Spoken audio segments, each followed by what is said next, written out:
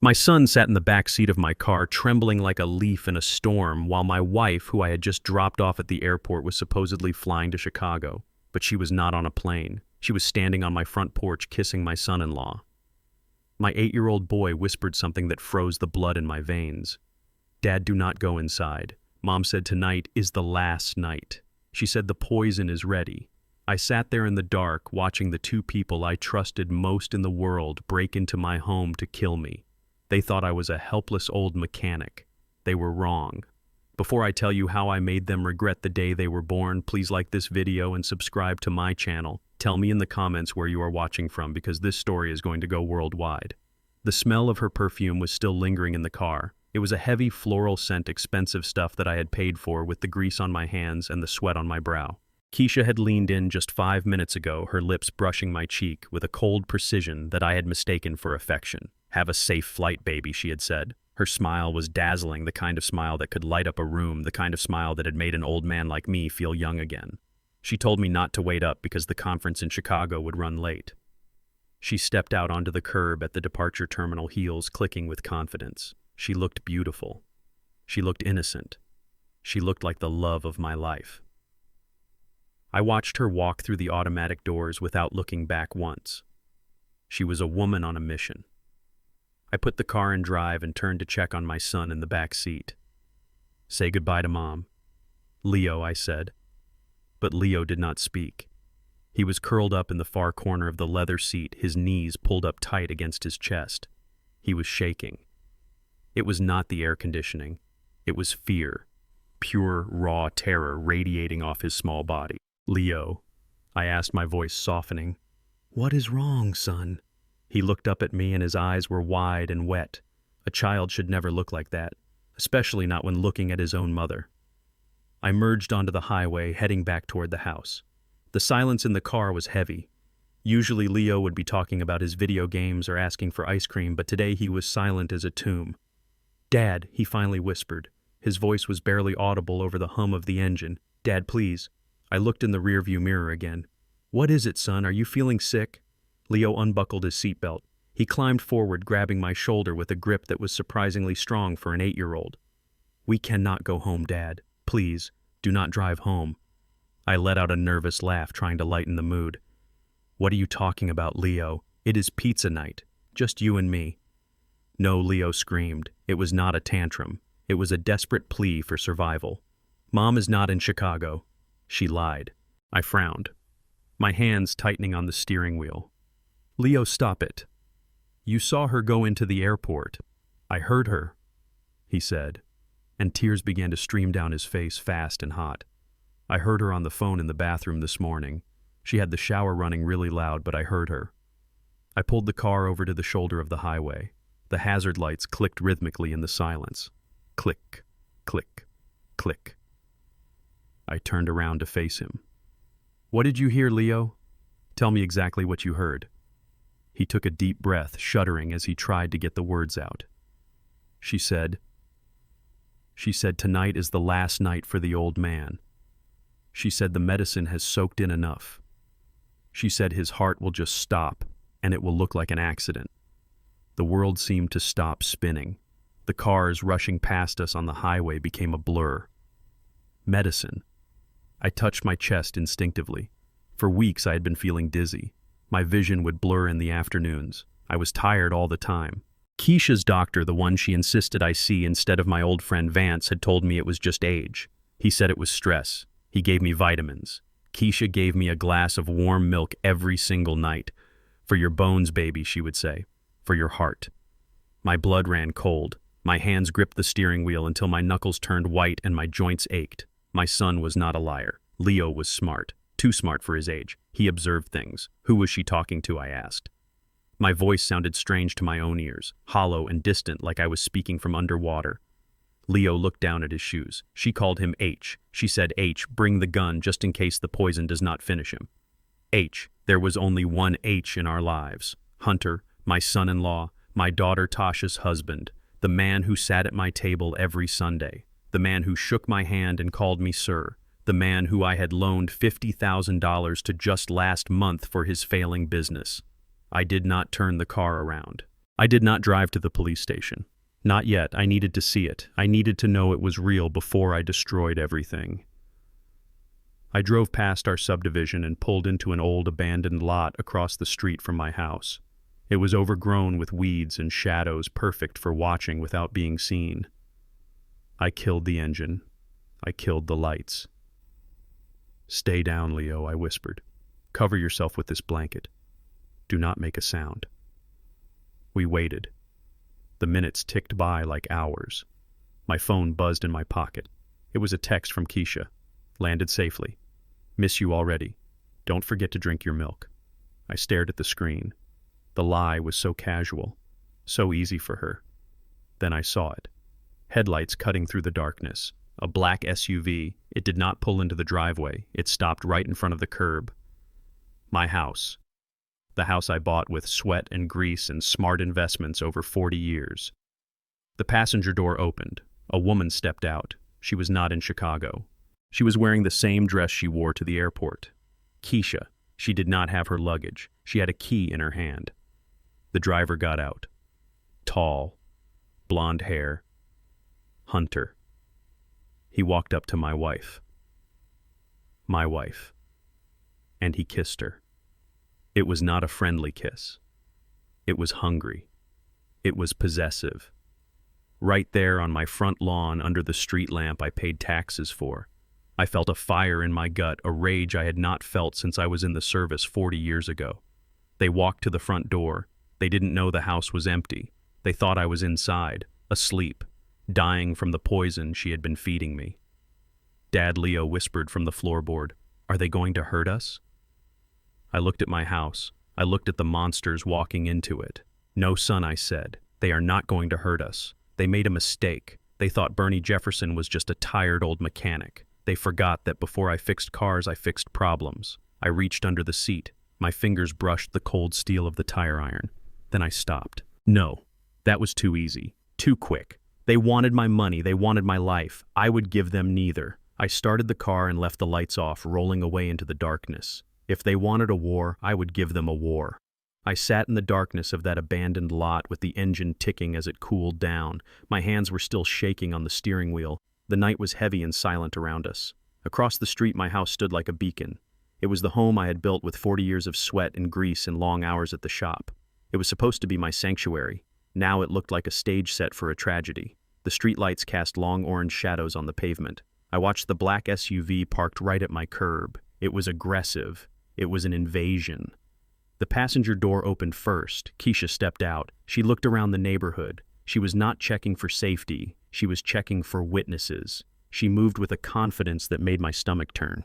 She was wearing that red dress I bought her for our anniversary, the one she said she was saving for a special occasion. Apparently, plotting my murder was special enough. Then the driver's door opened. A tall figure emerged. Even in the dim light, I knew that walk. I knew that arrogant stride. Hunter, my son-in-law, the man who called me Pops every Sunday dinner, the man who shook my hand and looked me in the eye while secretly plotting to end me. He walked around the hood of the car. He didn't look like a man visiting his in-laws to check on the house. He looked like a man claiming his prize. He walked right up to my wife, my Keisha. He grabbed her by the waist with a familiarity that made bile rise in my throat. He pulled her close. They kissed. It was not a quick peck. It was a deep, passionate kiss right there on my front lawn under the oak tree I planted when Tasha was born. It felt like he was spitting in my face. It felt like he was burning down everything I ever stood for. My blood boiled. A red haze clouded my vision. I wanted to scream. I wanted to turn the key and slam the accelerator. I wanted to drive this truck right through them and end it all. My foot hovered over the gas pedal. The rage was a physical thing. It was a fire in my chest. But then I heard a sound from the back seat, a small whimper. Leo, my little boy, was huddled on the floorboard. He was peeking over the windowsill. His eyes were wide and reflecting the streetlights. He saw it too. He saw his mother kissing her daughter's husband. He saw the betrayal. I froze. I could not act on impulse. Not with Leo here. I watched them break apart. They laughed. I could see their teeth flashing in the dark. They walked to the front door. Keisha used her key. The sound of the lock turning seemed to echo across the street. They walked in like they owned the place, like I was already dead and buried, like I was just a memory they were ready to erase. The front door closed. The lock clicked. Silence returned to the street. I told Leo to stay down. Stay hidden, son. Do not move no matter what you hear. I had to know. I had to see what they were doing inside. I slipped out of the truck. I closed the door gently until it clicked. I moved through the shadows of the abandoned lot and crossed the street. The asphalt was cold under my boots. I felt like a thief in my own neighborhood. I crept up to the side of the house, avoiding the motion sensor lights I had installed myself. I knew the blind spots. I knew every inch of this property. I moved to the living room window. The blinds were open just a crack. A sliver of yellow light spilled out onto the bushes. I peered inside. My heart was hammering against my ribs like a trapped bird. I expected to see them tearing each other's clothes off. I expected to see lust. That would have been painful enough. But I saw something far worse. I saw greed. Pure, cold greed. They were not heading to the bedroom. They were in the living room. The lights were blazing. Keisha was moving fast. She was manic. She was pulling books off the shelves. She was throwing cushions on the floor. She was tearing my house apart. She was looking for something. Hunter was standing by the fireplace. He looked calm, too calm. He reached into his leather jacket. My breath caught in my throat. He pulled out a gun, a black pistol. It looked heavy. It looked real. He placed it on the coffee table next to my favorite reading chair. He checked the chamber. The metal slide clicked. This was not a lover's tryst. This was an execution squad. They thought I was inside sleeping. They thought I was upstairs dying from the poison Keisha had been slipping into my food. They were ready to finish the job if the poison failed. That gun was for me. It was the insurance policy. Keisha walked over to the wall safe behind the painting of Tasha and Leo. She ripped it off the wall and threw it on the sofa. She didn't care about the picture. She didn't care about her children. She started punching in numbers. She knew the code. Of course she knew the code. I trusted her with my life. I trusted her with everything. I watched as the safe door clicked open. She reached inside. She didn't pull out the emergency cash. She pulled out the red binder, the deed to the house, the life insurance policies, the business contracts for the shop. She flipped through them like a starving animal. She laughed. I saw her lips move. She was saying something to Hunter. She waved the papers in the air. She was celebrating. She was celebrating my death while I was still standing outside the window. Hunter picked up the gun again.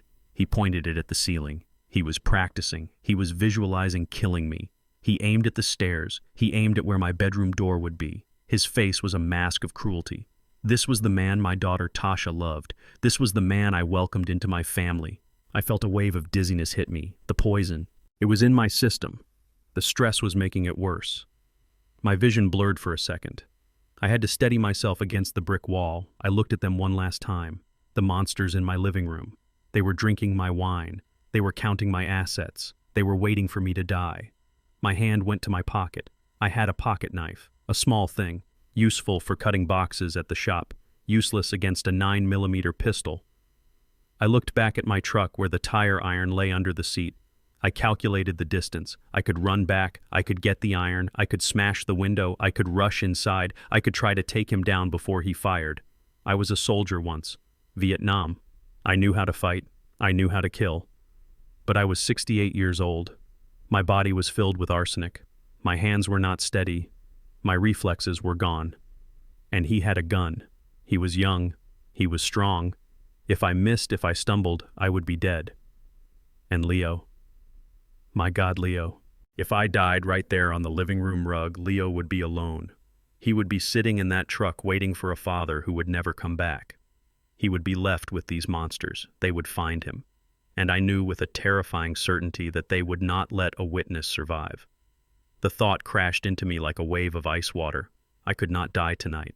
I had to live. Not for me. For him. I had to swallow my rage. I had to swallow my pride. I took a step back, then another. I retreated into the darkness. It was the hardest thing I ever did, walking away while they ransacked my home, walking away while another man held a gun in my living room. I crossed the street. I got back into the truck. Leo was sitting up. His face was wet with tears. He was shaking so hard his teeth chattered. He looked at me. He didn't ask what I saw. He knew. He saw my face. He saw the defeat and the rage warring in my eyes. He saw that his father was afraid. I started the engine. I kept the lights off. I released the parking brake and let the truck roll down the street slowly, like a ghost, like a shadow. I didn't turn the headlights on until we were 2 blocks away. I looked in the rearview mirror one last time. My house was glowing with warm light in the distance. It looked inviting. It looked like home.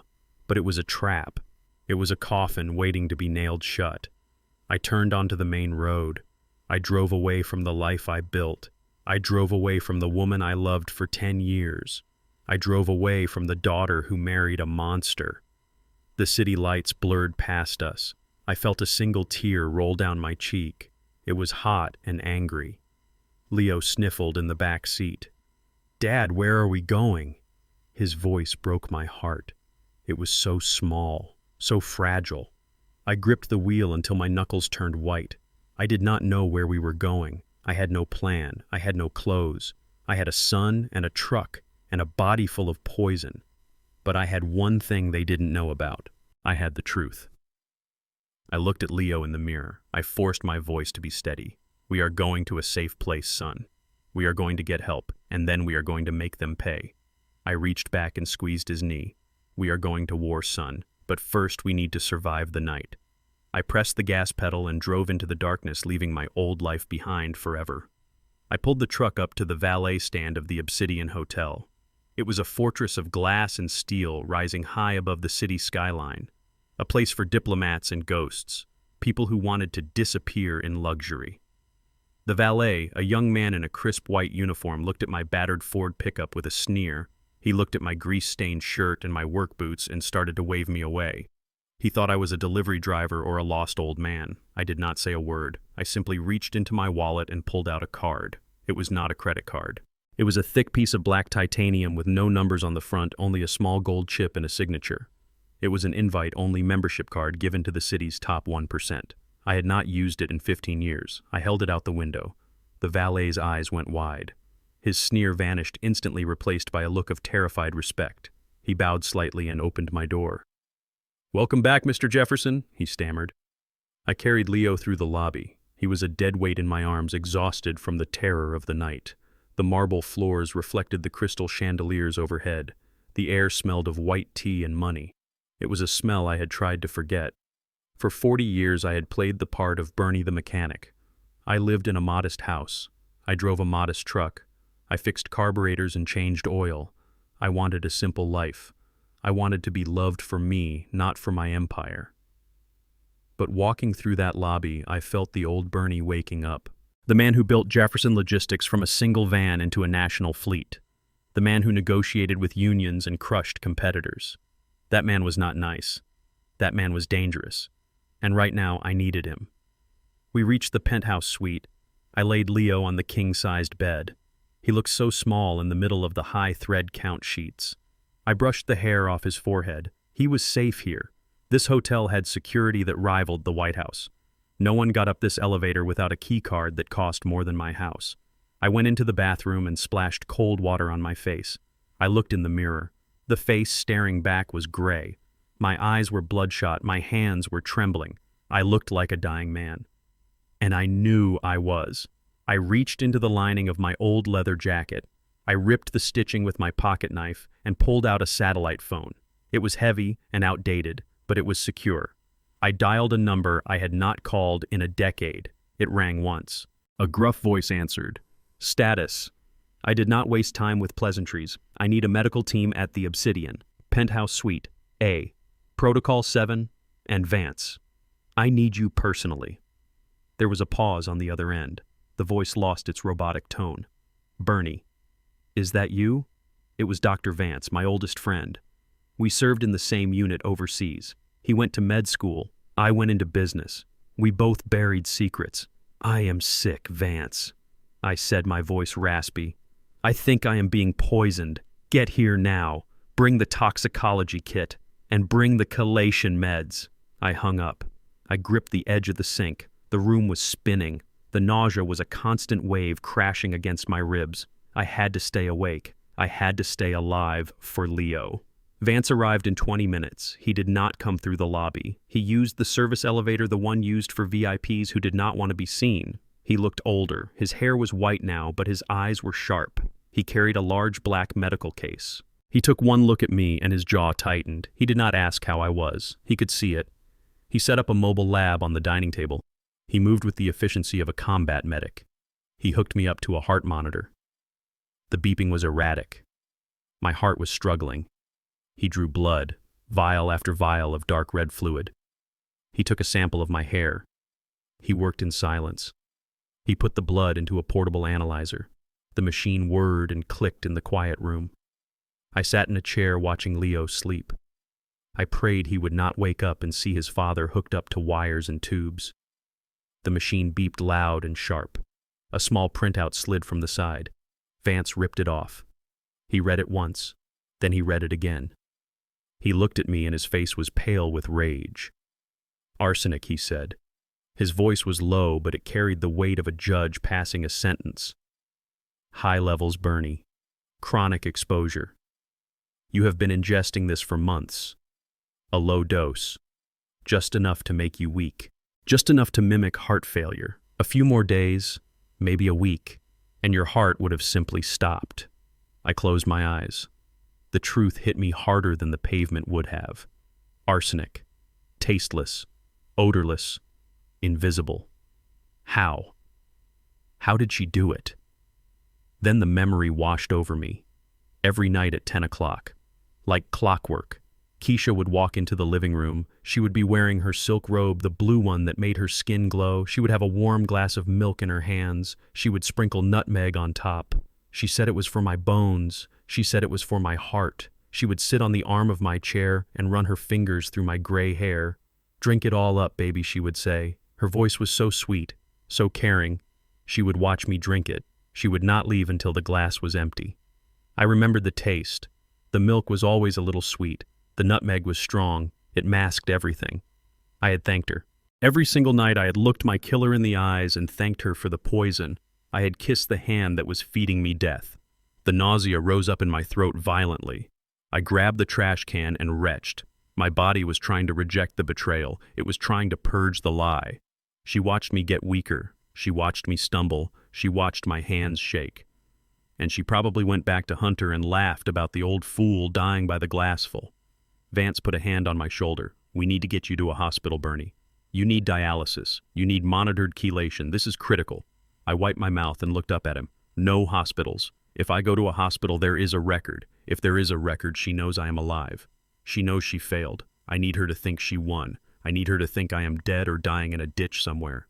Treat me here, Vance. Give me the pills. Give me the shots. Do whatever you have to do, but I am not leaving this room," he argued. He told me it was risky. He told me I could have a seizure, but he saw the look in my eyes. It was the same look I had 40 years ago in the jungle. The look of a man who had nothing left to lose. He sighed and opened his case. He mixed a solution. He gave me injections. He gave me charcoal pills. He set up an IV drip. "You need to rest," he said. "Your body is fighting a war." "I am fighting a war," I corrected him. "My body is just the battlefield." Vance stayed for an hour monitoring my vitals until they stabilized. He left me with strict instructions and a bag of supplies. I locked the door behind him. I felt the medicine working. Or maybe it was the hate. The hate was a powerful fuel. It burned cleaner than gasoline. I went to the window and looked out at the city lights. Somewhere out there, Keisha and Hunter were celebrating. They were probably in my bed right now. They were probably toasting to their victory with my vintage wine. They thought the game was over. They had no idea the game had just begun. I picked up the satellite phone again. I dialed another number. This one belonged to a ghost, a man who operated in the shadows. It rang 3 times. A voice answered. Smooth, dangerous, cultured, Jefferson. "I haven't heard from you since the Teamsters tried to burn down your warehouse in '98. It was Dante, the best private investigator in the state, the man you called when the police were too slow or too corrupt, the man you called when you wanted a problem to disappear. "I have a job for you, Dante," I said. My voice was steady. The weakness was gone. The mechanic was dead. The tycoon was back. "I need eyes on my house. 42 Oak Street. 2 targets, 1 female, 1 male. They are inside right now. I want to know every move they make. I want to know what they eat. I want to know who they call. I want to know when they sleep. Do not intervene. Just watch. And Dante, I added, my voice dropping to a growl, dig deep. I want to know everything about Hunter. I want to know his debts, his vices, his past. I want to know where the bodies are buried. Because I am going to bury him. Dante chuckled. A dry sound like dry leaves scraping pavement. Sounds like you are planning a funeral, Bernie. I am, I said. But not mine. I want you to tap the phones. I want cameras in the vents. I want to hear them breathing. Can you do it? Consider it done, Dante said. I will have a feed set up for you in an hour. Welcome back to the game, Bernie. I hung up the phone. I stood there in the dark suite. The IV drip was cold in my vein. My heart was still fluttering, but my mind was clear. Crystal clear. I was not a victim anymore. I was a hunter, and they were the prey. They had walked into the trap thinking they were the predators. They had no idea that the old lion they tried to poison still had claws. I walked back to the bed and lay down next to Leo. I listened to his breathing, in and out, steady. I put my hand on his small back. I swore on my life that I would protect him. I would burn the world down to keep him safe. And tomorrow I would light the match. The sun was barely up over the city skyline, but my phone was already screaming on the bedside table. I looked at the caller ID through eyes that felt like they were filled with sand. It was Tasha, my daughter, my firstborn, the girl I raised alone for 10 years before Keisha came into the picture. I hesitated before answering. I looked at the live feed on Dante's tablet, which was propped up against the fruit bowl. On the screen I could see the interior of my own living room. It was empty now, but I knew where the occupants were. Hunter and Keisha were upstairs in my bed, sleeping off a night of looting my safe and celebrating my impending death. I swiped the green button and put the phone to my ear. Dad Tasha's voice was high and tight. It was the voice she used when she was a teenager and had crashed the car. Panic and desperation wrapped in a thin layer of hope. I am so glad you answered. I tried calling Keisha, but she is not picking up. Of course she wasn't picking up. She was busy betraying us both. I kept my voice raspy and weak, playing the part of the dying old man they wanted me to be. I am here, sweetheart, I said. What is wrong? She took a ragged breath. It is Hunter, Dad. He is in terrible trouble. He called me from Dallas just now. His business deal fell through. The investors pulled out at the last second. He needs $50,000 by noon or he is going to lose everything. He says the suppliers are threatening to sue him. He sounded so scared, Dad. I have never heard him like this. I closed my eyes and gripped the edge of the nightstand until the wood creaked. Dallas. Hunter was not in Dallas. Hunter was 5 miles away in my house, probably drooling on my pillow. The audacity of the lie was breathtaking. He was not just a murderer, he was lazy. He could not even be bothered to leave town to make his alibi credible. He was calling his wife from his mistress's bed, begging for money that he would likely spend on jewelry for that same mistress. And my daughter believed him. She swallowed the lie hook, line, and sinker. I need you to help us, Dad, she pleaded. I know it is a lot. I know we already owe you. But Hunter swore this is the last time. He said once this deal goes through, we will be set for life. He promised me, Dad, please, I cannot let him lose his company. It is his dream. I listened to her begging for the man who was currently plotting to kill me. I felt a surge of anger, but it was not directed at her. It was directed at myself. I had failed her. I had raised her to be kind and trusting. I had raised her to stand by her husband no matter what. I had made her the perfect victim for a predator like Hunter. He had isolated her. He had gaslighted her. He had turned my strong, independent girl into a nervous wreck who functioned only to service his greed. I forced the anger down. I needed to know the truth. I needed to know if she was part of the plan or just a pawn. I cleared my throat. Tasha, listen to me. I cannot transfer that kind of money over the phone. You know the bank protocols. If you want the money, you need to come see me. I am not at the house. I am at the Obsidian Hotel downtown. Meet me in the business center in 1 hour. There was a pause. Why are you at a hotel, Dad? Is everything okay? I coughed a dry, rattling sound that was not entirely fake. I just needed to be closer to the city for a meeting, honey. Just come. And Tasha, come alone. Do not tell Hunter you are meeting me. I want to surprise him with the check. Okay, Dad, she said, her voice filled with relief. Thank you. You are saving his life. I hung up the phone. Saving his life. That was the irony of the century. I was about to hand him the shovel he would use to dig his own grave. I showered and dressed in a fresh suit that Vance had brought me. I looked in the mirror. The color was coming back to my face, but I still looked gaunt. Good. That would help with the test. I went down to the business center, a quiet room lined with mahogany and leather. I sat at the head of the long conference table and waited. 10 minutes later, Tasha walked in. She looked terrible. She was thin, too thin. Her eyes were shadowed with dark circles and her hands were twitching at her sides.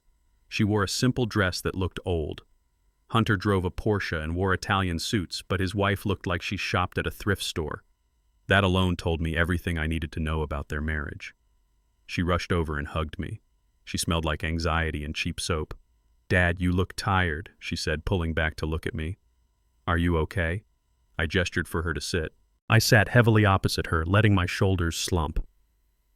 "Tasha, I need to talk to you about something serious. It is not just about the money. It is about the future."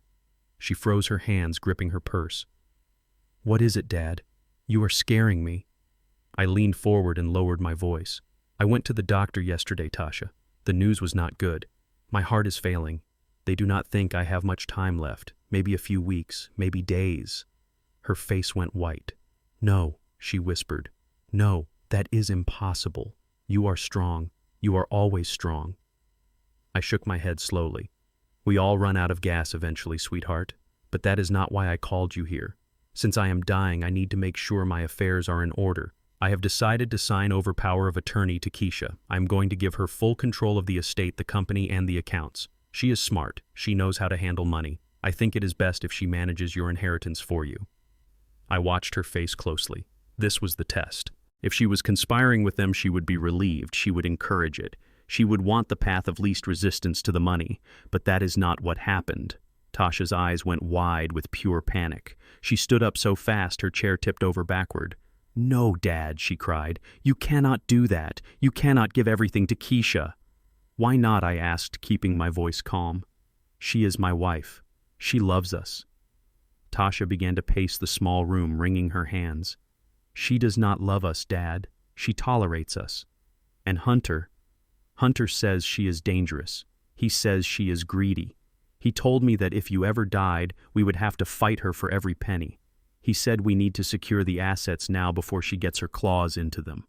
I sat back, steeping my fingers. "So Hunter is worried about the money, not about me." Tasha stopped pacing. She looked at me, and for a second the veil lifted. She looked ashamed. "No, Dad. He is worried about us, about our future. He says you are too old to manage the business anyway. He says Keisha is manipulating you. He told me that I needed to get you to sign the business over to him. He said he is the only one who can save Jefferson Logistics." She covered her mouth as if she had said too much, but the dam had broken. Tears spilled down her cheeks. "I am sorry, Dad. I did not mean to say that. He just puts so much pressure on me. He yells at me if I do not bring home enough money. He says I am useless. He says I am a disappointment to you. He says if I do not get this $50,000, he is going to leave me." She collapsed into the chair, sobbing into her hands. The sound was raw and painful. It was the sound of a woman who had been broken down piece by piece for years. I looked at my daughter and I saw the truth. She was not a villain. She was a hostage.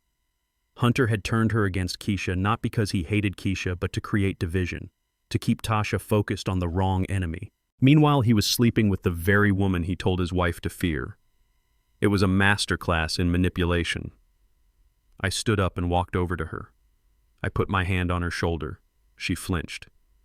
That flinch told me more than 1,000 words ever could. He was hurting her. Maybe not always with his fists, but he was hurting her. My rage flared again, hot and white, but I pushed it down. I needed a clear head.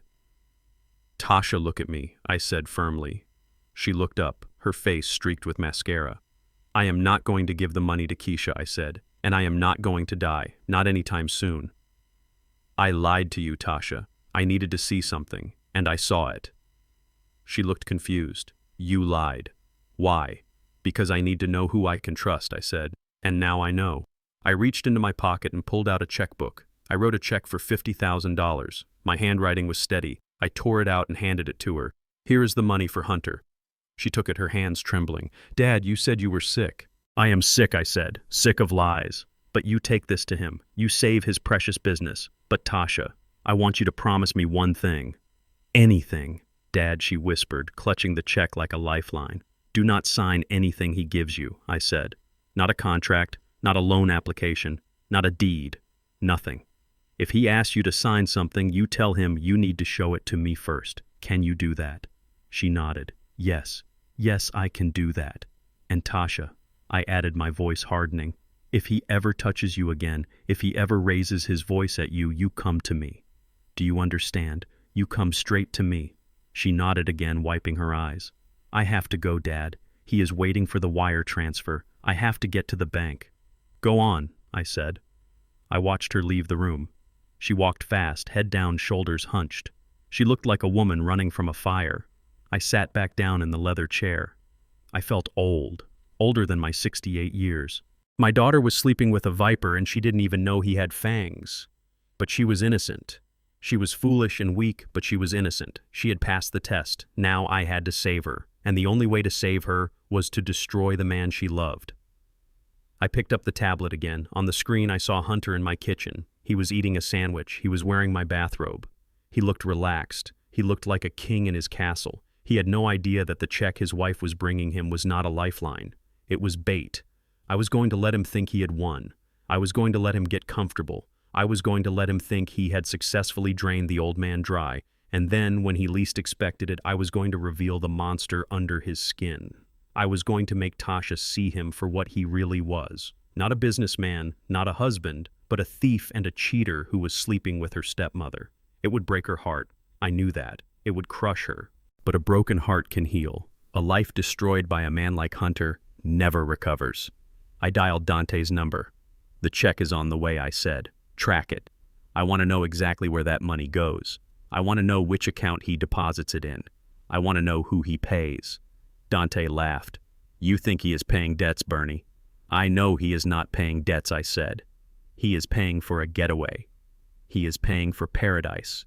Let him book the tickets, Dante. Let him pack his bags. Let him think he is flying away. Because when he gets to the gate, I want to be the one to cancel his flight." I hung up and looked at the screen one last time. Hunter was laughing at something on his phone. "Enjoy it, son," I whispered to the empty room. "Enjoy my house. Enjoy my robe. Enjoy my money. Because it is the last time you will ever taste the good life. The clock is ticking, and your time is almost up." I sat in the high-back leather chair of the hotel suite watching the data stream on the tablet Dante had set up. The screen showed a GPS map of the city. 2 red dots were moving slowly down Michigan Avenue. The magnificent mile. The playground for the rich and the careless. Hunter and Keisha were not hiding. They were not mourning the husband and father-in-law who had vanished into the night. They were celebrating. I saw the credit card alerts start to pop up on my phone like popcorn in a hot pan. A $500 lunch at a steakhouse. A $2,000 charge at a designer luggage store. They were buying new bags to pack for the trip they were planning with my money. I switched the feed to the security cameras Dante had hacked. The image was grainy, but clear enough. I saw them walking into a high-end jewelry store, the kind of place where they offer you champagne before you even look at a price tag. Hunter was strutting. He walked with his chest puffed out like a rooster in a hen house. He was wearing one of my vintage watches. I recognized the gold band glinting under the store lights. He had taken it from my dresser while I was gone. He was wearing a dead man's time on his wrist. Keisha was clinging to his arm. She was wearing sunglasses indoors, trying to look like a celebrity. She pointed at a display case. The clerk, a young woman with white gloves, unlocked the glass. She pulled out a ring, a diamond solitaire. It was huge, vulgar. It probably cost more than the first house I ever bought. Hunter took it and slid it onto Keisha's finger. She held her hand up to the light, admiring the sparkle. She kissed him. Right there in the middle of the store. She kissed the man who was helping her kill her husband while spending her husband's money to buy an engagement ring for her new life. The arrogance was suffocating. They truly believed they had won. They thought I was a senile old fool who had wandered off to die in the woods, leaving the kingdom unguarded. They thought the credit limit was infinite, and the consequences were non-existent. I watched Hunter pull out his wallet. He produced the black card, the supplementary American Express I had given him 2 years ago when he said he needed help with business expenses. He held it between two fingers, casually flipping it onto the glass counter. He didn't even ask the price. He just nodded at the clerk like a king dismissing a servant. I picked up my phone. I dialed the private number for the bank's fraud department. I knew the director personally. We played poker once a month. "This is Bernard Jefferson," I said. My voice was flat and cold as iron. "Code word Phoenix. Execute immediate freeze. All accounts, all cards, all assets. Flag them as stolen. Flag them as compromised. Shut it all down, now." "Confirmed, Mr. Jefferson," the voice on the other end said. "Executing Phoenix protocol." I watched the screen. The clerk picked up the black card. She inserted it into the chip reader. She smiled at Hunter, waiting for the receipt to print. Hunter was leaning against the counter, looking bored, checking his reflection in a mirror. The machine beeped, a harsh, dissonant sound. The clerk frowned. She looked at the screen. She typed something in and tried again. Beep. Declined. Hunter's head snapped up. I could see his lips moving. He was asking what the problem was. The clerk said something apologetic. Hunter laughed a sharp bark of disbelief. He gestured for her to try again. "Do you know who I am?" his body language screamed. "Do you know how much money is behind that card?" She swiped it this time. Beep. Declined. The manager stepped out from the back office. He was a tall man with a severe face. He whispered to the clerk. She handed him the card. The manager looked at Hunter and shook his head. He did not hand the card back. He produced a pair of silver scissors from his pocket. Hunter lunged forward, his hand slamming onto the glass. The security guard at the door took a step closer, his hand resting on his belt. Hunter froze. The manager held the black card up and snipped it in half. The plastic fell onto the counter in two useless pieces. Keisha grabbed Hunter's arm. Her face had gone pale beneath her makeup. She fumbled in her purse and pulled out her own card. My card, really. The one I paid off every month. She handed it to the manager with a trembling hand. He didn't even run it. He typed the number into his terminal. He looked up at her and shook his head. "Confiscate," he mouthed. He held his hand out. Keisha looked like she was going to be sick. She surrendered the card. Then the panic set in. Real, visceral panic. I saw Keisha pull out her phone. My cell phone on the table next to me lit up. The screen flashed "wife." I let it ring. I poured myself a glass of water and watched it vibrate against the mahogany table. It rang until it went to voicemail. Then it rang again immediately. Then Hunter called. Son-in-law. I stared at the names. These people who claimed to love me, who claimed to be my family, were now frantically trying to reach the man they thought was dead just so they could get their credit limit raised. They were arguing with the manager now. Hunter was shouting, pointing at the door, pointing at his watch. The guard stepped in. He grabbed Hunter by the elbow. Hunter tried to shake him off, but the guard was bigger. He escorted them toward the exit. Keisha was covering her face, trying to hide from the other customers who were staring and whispering. They were marched out of the store like common shoplifters. No diamond ring, no dignity, just the burning shame of rejection. 40 minutes later, they were back at my house. I switched the feed to the living room camera hidden in the smoke detector. The front door flew open so hard it banged against the wall. Hunter stormed in. He was a hurricane of impotent rage.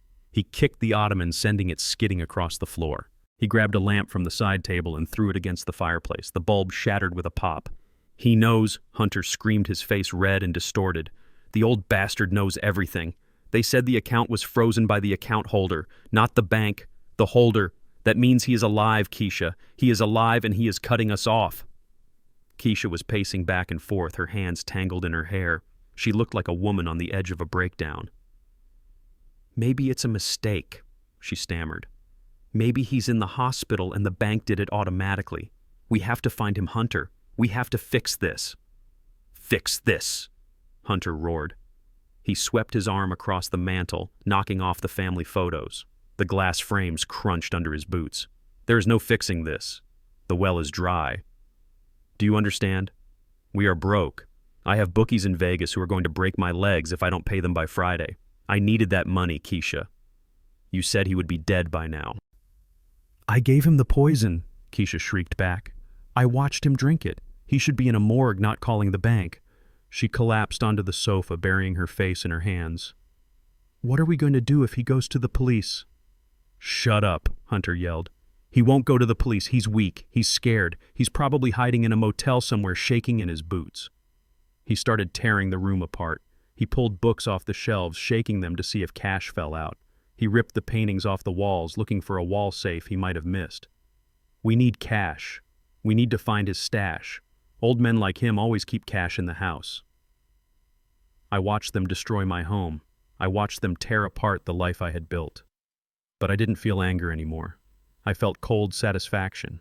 Let them search. Let them destroy the furniture. Let them scream at the walls. They wouldn't find a dime. I had moved the emergency cash weeks ago when Leo first warned me about the strange man visiting Mom. They were trapped in a house they couldn't pay for, driving cars they couldn't fuel, living a life that was evaporating by the second. Hunter overturned my favorite armchair and began slashing the fabric with a pocket knife, looking for hidden money. Stuffing flew into the air like snow. "I'm going to find him," Hunter growled, breathless and sweating. "I'm going to find that old man, and I'm going to finish what you started. And then I'm going to take everything." "Good luck, son," I whispered to the screen. "Come and get it." The plan was set in motion at 3 in the morning. Dante was an artist, and the city streets were his canvas. He had located an old Ford pickup that matched mine perfectly down to the rust spots on the wheel wells. He had it towed to a notorious stretch of road known as Dead Man's Curve, just outside the city limits, where the guardrail was weak and the drop was steep. He sent it over the edge. It crashed onto the rocks below and burst into flames. It was a spectacular piece of theater, a burning effigy of the man I used to be. I was already at St. Mary's Hospital. Dr. Vance had arranged everything. I was in a private room in the intensive care unit, hooked up to machines that beeped and hissed with rhythmic precision. A makeup artist from the local theater company, a woman Dante trusted with his life, had spent an hour working on my face. She applied purples and yellows to create bruising that looked terrifyingly real. She put a bandage around my head and fake blood in my hair. Vance gave me a mild sedative, just enough to keep my heart rate low and my breathing shallow. Just enough to make me look like a man clinging to life by a thread. At 4:15, the call was made. Detective Miller was a good cop who had been pushed into a bad corner by the city budget cuts years ago. I had helped him out with his pension issues. He owed me. He made the call to my house. I watched the feed on the tablet propped up on the medical tray. The phone rang in the living room where Hunter and Keisha were still raging about the frozen accounts. Keisha picked up. Her voice switched instantly from shrill anger to worried wife. "Yes, this is Mrs. Jefferson. Oh my God, is he okay? Where is he?" She hung up and looked at Hunter. Her face was not filled with grief. It was filled with calculation. She did not cry. She did not scream. She smiled. A cold, sharp smile that cut through the grainy video feed. "The police found the truck," she said. "It went off the road. They think he is dead, Hunter. They think he is finally dead." Hunter grabbed her and spun her around. "We did it, baby. The problem solved itself. Now we play the grieving family. We get the death certificate. We unlock the accounts. We win." They left the house 5 minutes later. They were dressed in sweatpants and hoodies, looking disheveled and panicked. The perfect picture of a family woken up by a nightmare. I turned off the tablet and handed it to Vance. I lay back against the pillows and closed my eyes. The sedative made my limbs feel heavy. I focused on my breathing, shallow, slow, barely there. I had to become a statue. I had to become a ghost in my own body. Half an hour later, I heard the commotion in the hallway. Keisha was screaming. It was a performance worthy of an Academy Award. "Where is my husband? I need to see my husband. Don't tell me to calm down. That is the love of my life in there." I heard nurses trying to soothe her. I heard the heavy footsteps of security guards. Then the door burst open. The smell of her perfume hit me first. That floral scent that used to make me smile now made my stomach turn. She rushed to the bedside. She grabbed my hand. Her skin was warm, but her touch felt like ice. "Bernie," she wailed. "Oh, Bernie, please don't leave me." She buried her face in my chest. I could feel her shaking. To the doctors and nurses watching from the door, she was sobbing. But I was the only one close enough to know the truth. She was not crying. She was laughing. It was a silent, dry heave of laughter vibrating against my ribs. Hunter stood at the foot of the bed. I kept my eyes closed, but I could sense his presence. He was looming. He was taking up space. He put a hand on Keisha's shoulder. "Be strong, Keisha," he said, his voice thick with fake emotion. "Bernie is a fighter. He will pull through." He didn't mean a word of it. He wanted me to flatline right there. He was mentally spending my money while staring at my bruised face. Then I heard another sound, a soft, genuine sound of heartbreak. Tasha. My daughter had arrived. She pushed past Hunter and fell to her knees beside the bed. She took my other hand. Her touch was different. It was gentle. It was desperate. "Daddy," she whispered. "Daddy, please wake up. You promised. You said you were not going to die. Please, Daddy, I need you." Her tears were hot on my skin. They burned me with guilt. I wanted to open my eyes. I wanted to squeeze her hand and tell her it was all a show, but I couldn't. Not yet. She had to believe it so they would believe it. Vance stepped in. His voice was grave. "I need everyone to step back, please.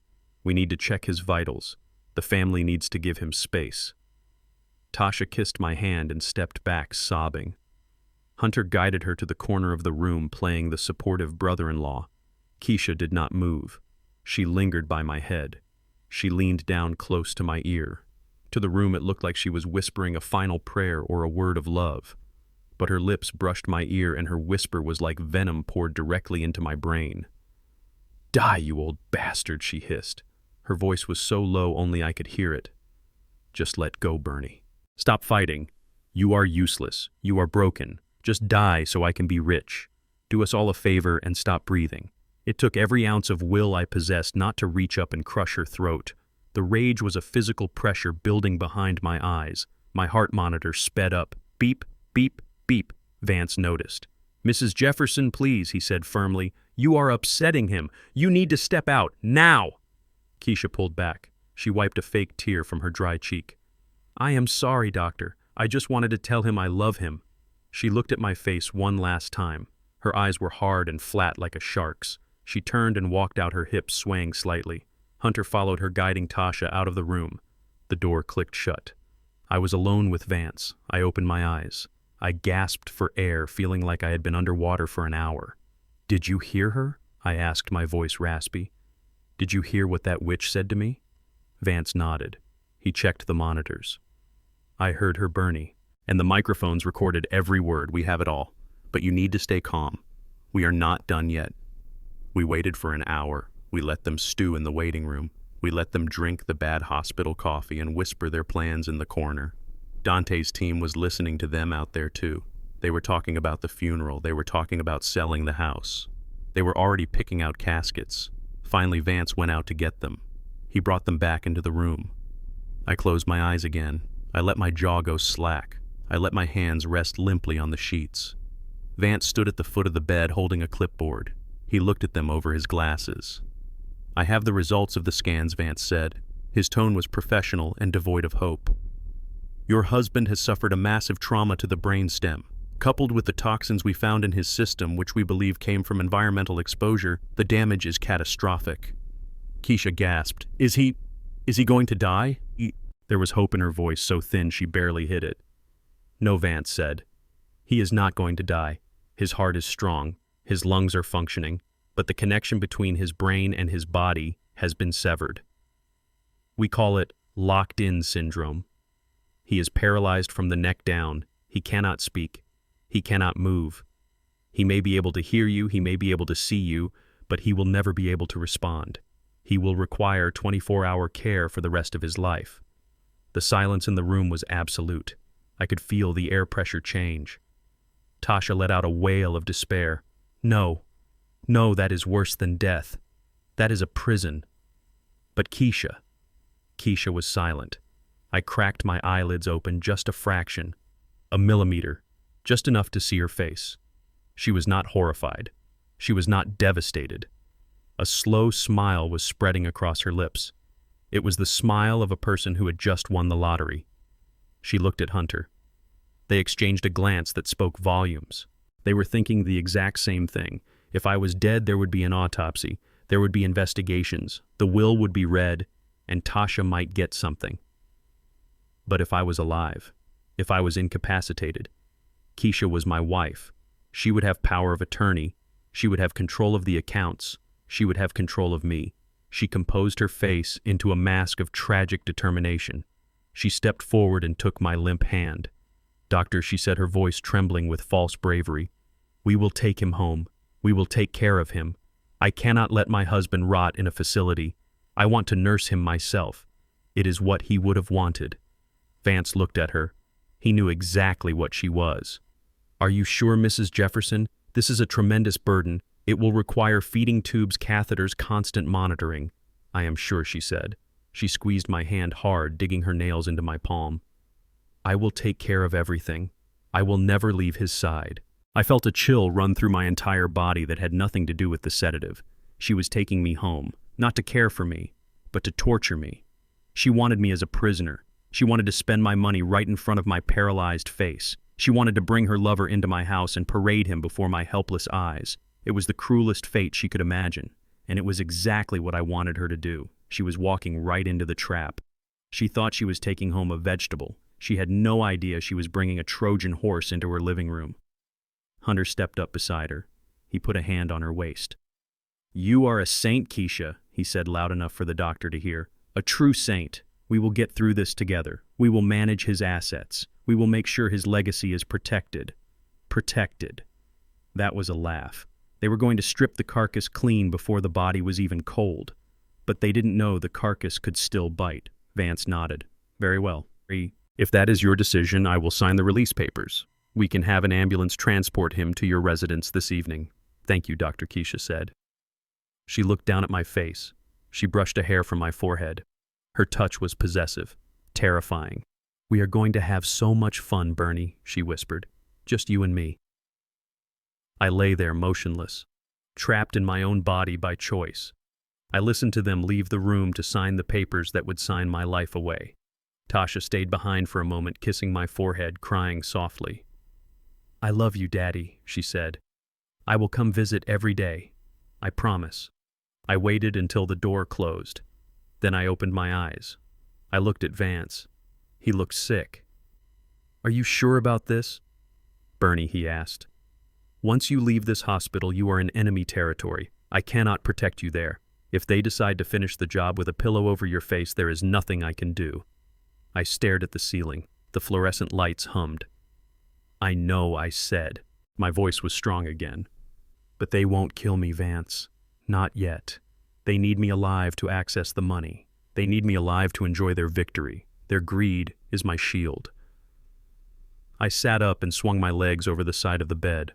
I had a few hours before the ambulance ride, a few hours to prepare my mind for the hell I was about to enter. I was going back to my house, back to the room where I slept for 30 years. But this time I wasn't the master of the house. I was the prisoner. But every prisoner dreams of escape, and every escape starts with a riot. I was going to burn their world down from the inside out, and I was going to enjoy every second of it. "Get me a sandwich, Vance," I said, standing up and stretching my stiff limbs. "I need to eat. It is going to be a long night." "And call Dante. Tell him the package is ready for delivery. Tell him to turn on the cameras. The show is about to start." The ambulance ride home was a blur of flashing lights and the smell of antiseptic, but the real horror started when the wheels of the gurney hit the hardwood floor of my front hallway. I heard the neighbors outside on the sidewalk. Mrs. Mabel from next door was crying loud enough for me to hear. She was telling the paramedics that Keisha was a saint. She said it was a blessing that a wife would dedicate her life to caring for a husband who was nothing more than a husk. I wanted to scream. I wanted to sit up and tell Mrs. Mabel that the devil did not wear horns, she wore designer heels and my mother's pearls. But I stayed limp. I let my head roll to the side as the paramedics lifted me into the hospital bed that had been set up in the middle of my living room. They had turned my sanctuary into a stage. The furniture was pushed against the walls. The rug where I used to play with Leo was rolled up in the corner. In the center was the bed, the IV stand, and the monitors that hummed with a low rhythmic beep. The paramedics were gentle. They tucked the sheets around me. They checked my vitals one last time. "Take care of him, ma'am," one of them said to Keisha. "Call us if his breathing changes." Keisha nodded, her face a mask of tragic determination. "I will," she whispered. "I will watch him like a hawk." The heavy front door closed, the lock clicked, and the atmosphere in the room changed instantly. It was like the air had been sucked out of the house. Keisha stopped crying. She did not wipe her eyes because there were no tears to wipe. She walked over to the window and shut the blinds, snapping them closed with a violence that made me flinch internally. Then she turned to look at me. Her face was not sad, it was bored. She walked over to the bed and looked down. She poked my cheek with a manicured nail. Not gently. She dug it in until it broke the skin. "Are you in there, Bernie?" she asked. Her voice was flat. "Can you hear me, old man? I know the doctor said you might be aware. I hope you are. I really hope you are in there screaming." She laughed a dry, soundless chuckle. "Welcome to your new life, baby. Or should I say your death sentence." She did not check my IV. She did not adjust my pillow. She turned around and walked into the kitchen. I heard the pop of a cork. She was opening champagne. Hunter came down the stairs a moment later. He was wearing my silk robe again. He walked into the room like he owned it. He looked at me with a sneer of pure disgust. "Is the vegetable comfortable?" he called out to Keisha. "He is fine," she yelled back. "He is quiet, just the way I like him." Hunter walked over to the bed. He had a glass of my best scotch in his hand. He took a sip and swirled the amber liquid. "This is good stuff, Pops," he said. "Shame you cannot taste it."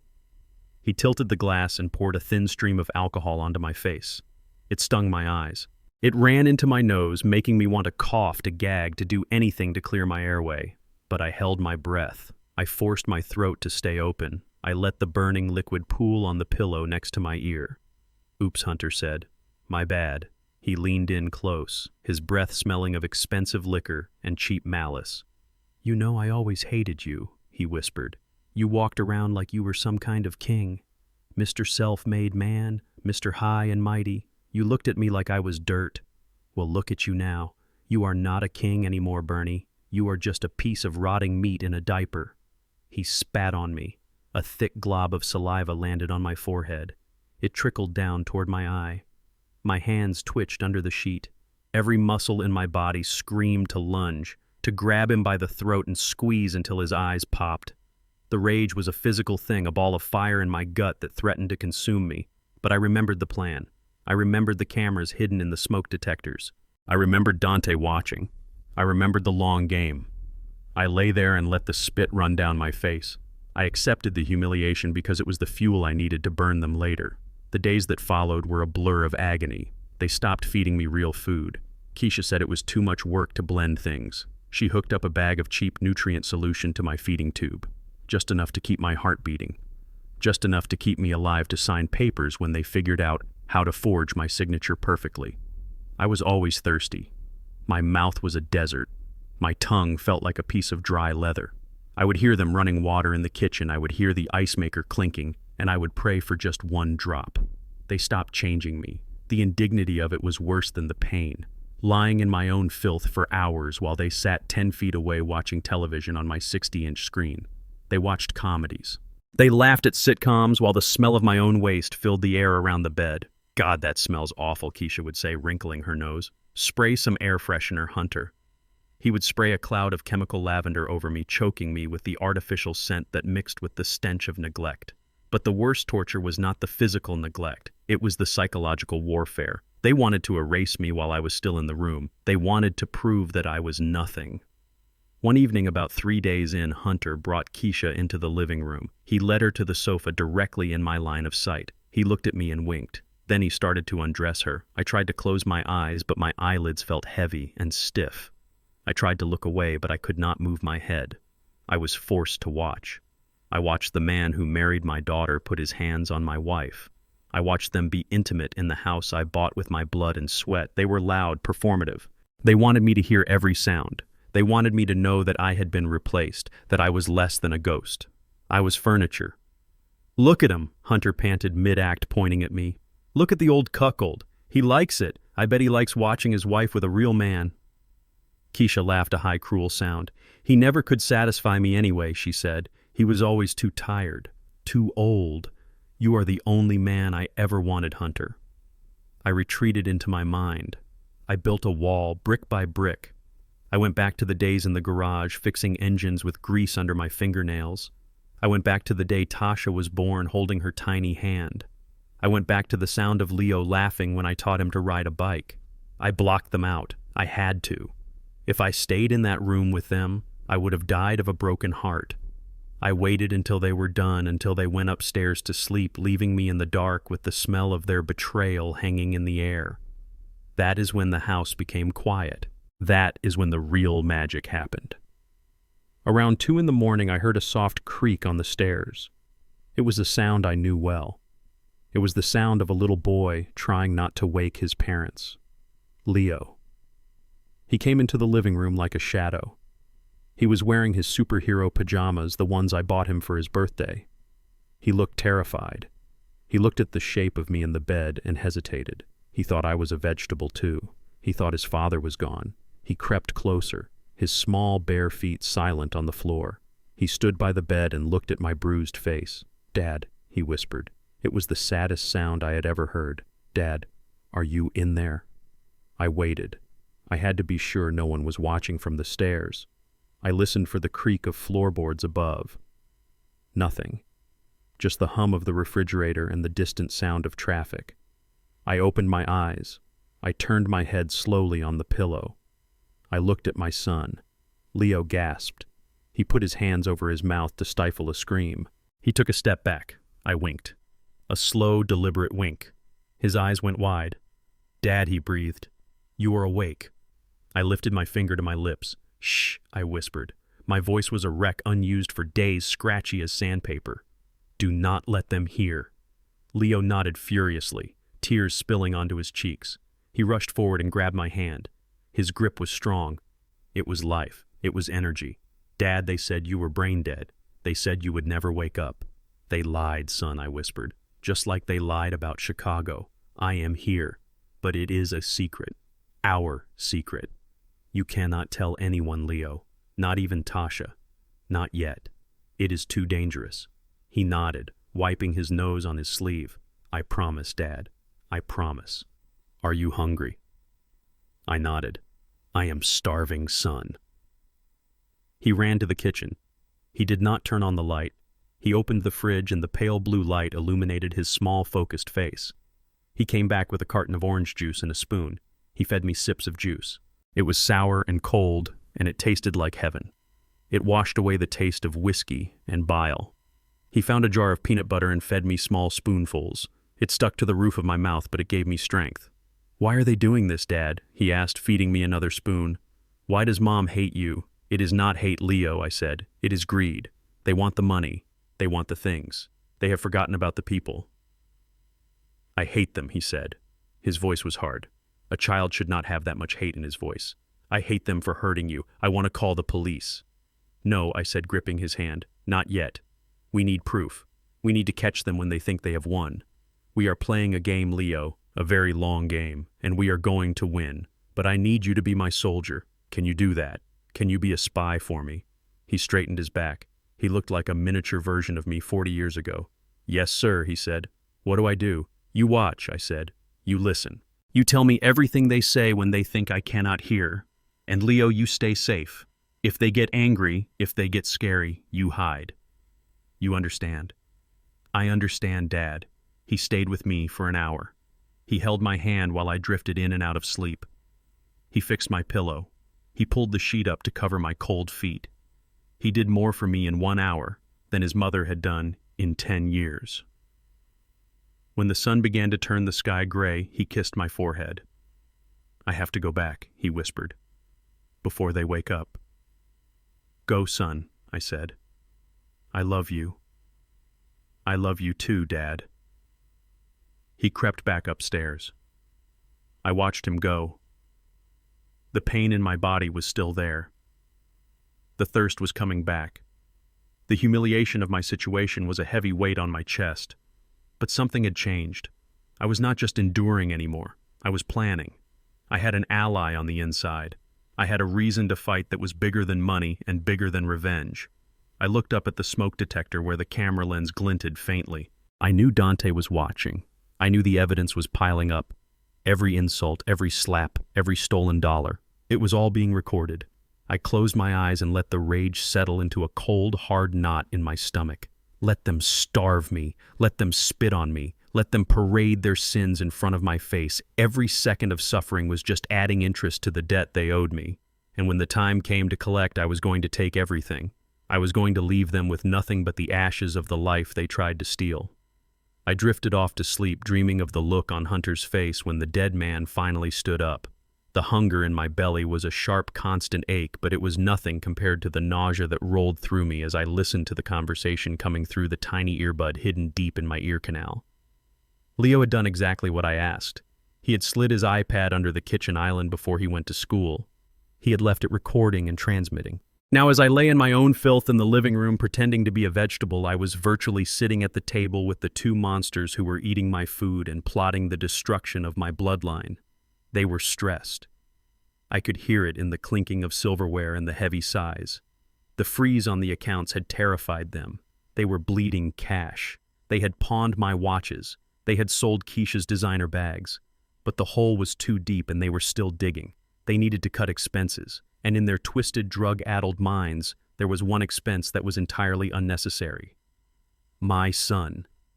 We cannot keep him, Keisha Hunter said. His voice was muffled by a mouthful of eggs. Eggs that I paid for. He is dead weight. Do you know how much kids cost? Food, clothes, school supplies.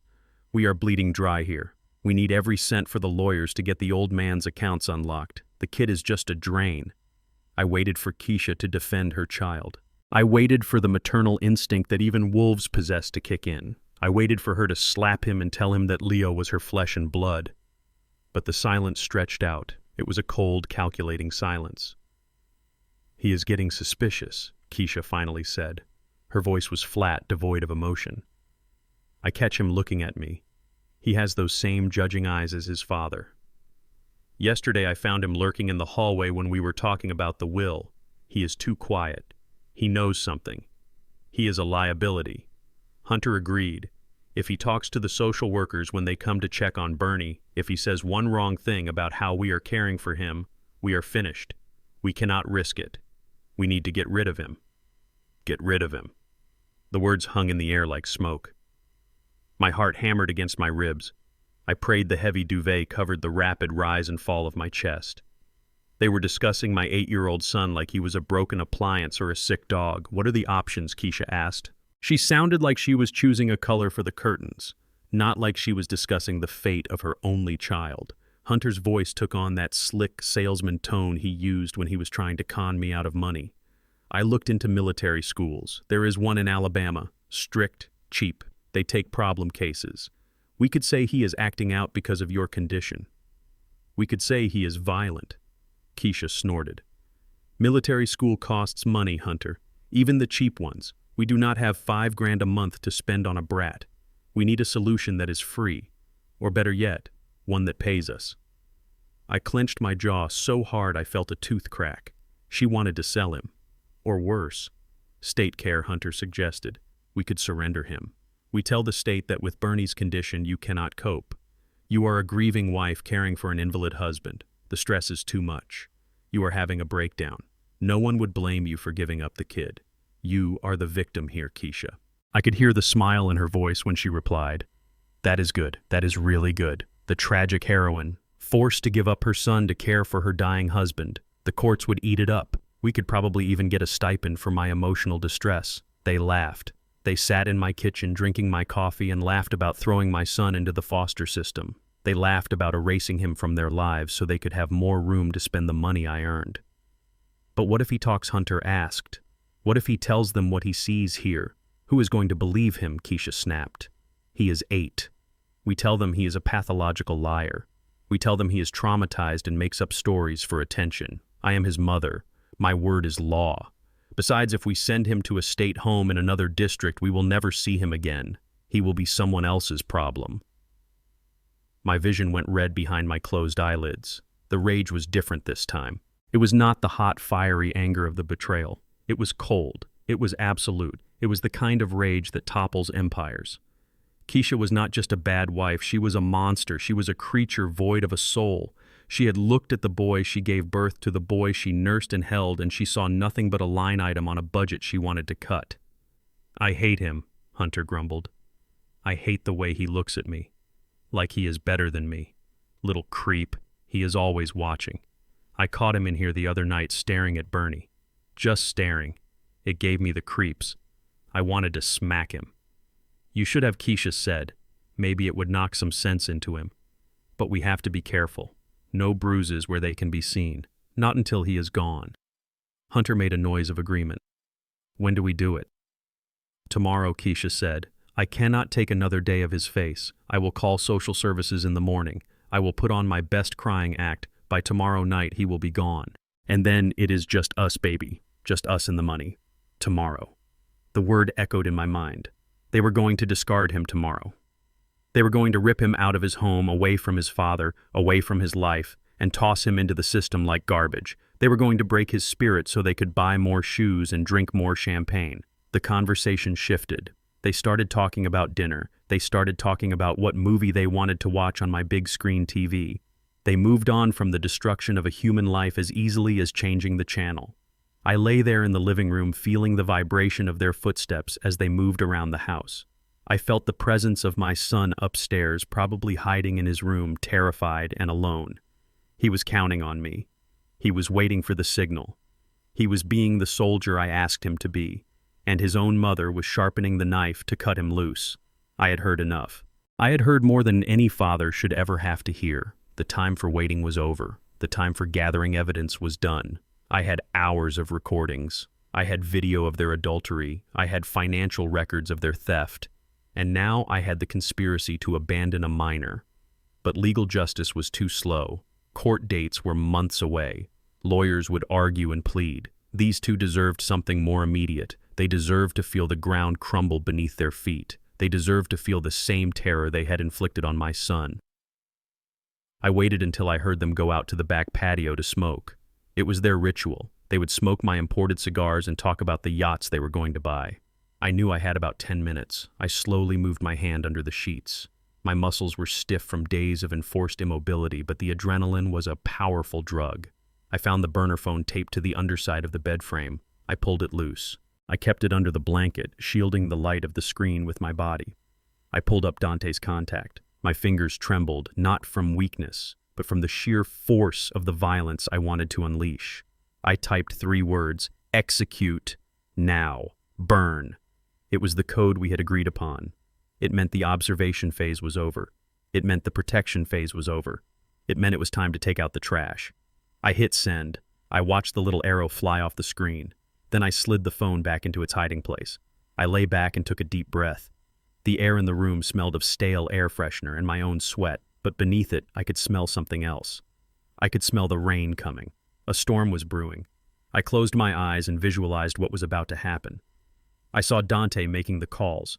I saw the bank managers hitting the final kill switches. I saw the repossession orders being printed. I saw the police warrants being signed. But most of all, I saw myself. I saw the old mechanic standing up. I saw the invalid rising from his deathbed. I saw the look on Hunter's face when he realized that the man he had spit on was not only alive, but standing right behind him. I thought about Leo upstairs. I sent a silent message to him. Hold on, son. Just one more night. Dad is coming, and I am bringing hell with me. The back door opened. They came back in laughing about something. The smoke of the cigars clung to their clothes. They walked past my bed without even glancing at me. I was furniture to them. I was a solved problem. Enjoy it, I thought. Laugh while you can. Because tomorrow the laughter dies. Tomorrow you find out that you didn't just try to kill an old man. You tried to kill a Jefferson. And we do not die easy. I let my breathing even out. I let my face relax into the slack-jawed mask of the invalid. But inside I was coiling like a spring. I was ready. The water had risen high enough. The dam was about to break. And they were going to drown. The front door rattled on its hinges as someone pounded on it from the outside. I lay in my hospital bed in the center of the living room listening to the chaos unfold. Keisha was shouting. She was trying to hold the door shut, trying to keep the world out. But the person on the other side was desperate. It was Tasha. My daughter had come. She had come with the check I gave her, or maybe she had come just to see her dying father. Either way, she was not taking no for an answer. "Go away, Tasha," Keisha screamed through the wood. "He is sleeping. You cannot see him right now. The doctor said no visitors." "Liar," Tasha yelled back. Her voice was shrill with panic. "I can hear Leo. Why is my little brother crying, Keisha? Open this door or I swear to God I will drive my car through it." There was a crash. Tasha had thrown her weight against the door, or maybe she had kicked it. The lock gave way with a splintering crack. The door flew open, hitting Keisha and sending her stumbling back into the hallway wall. Tasha stormed in. She looked frantic. Her hair was wild, her eyes were wide, and she was breathing hard. She stopped dead in her tracks when she saw the living room. It was not the sterile, peaceful hospital environment Keisha had described over the phone. It was a wreckage. Furniture was overturned. Empty takeout boxes and wine bottles littered the floor. The air smelled of stale alcohol, unwashed bodies, and the chemical stench of the air freshener they used to mask my own waste. And there, in the middle of it all, was me.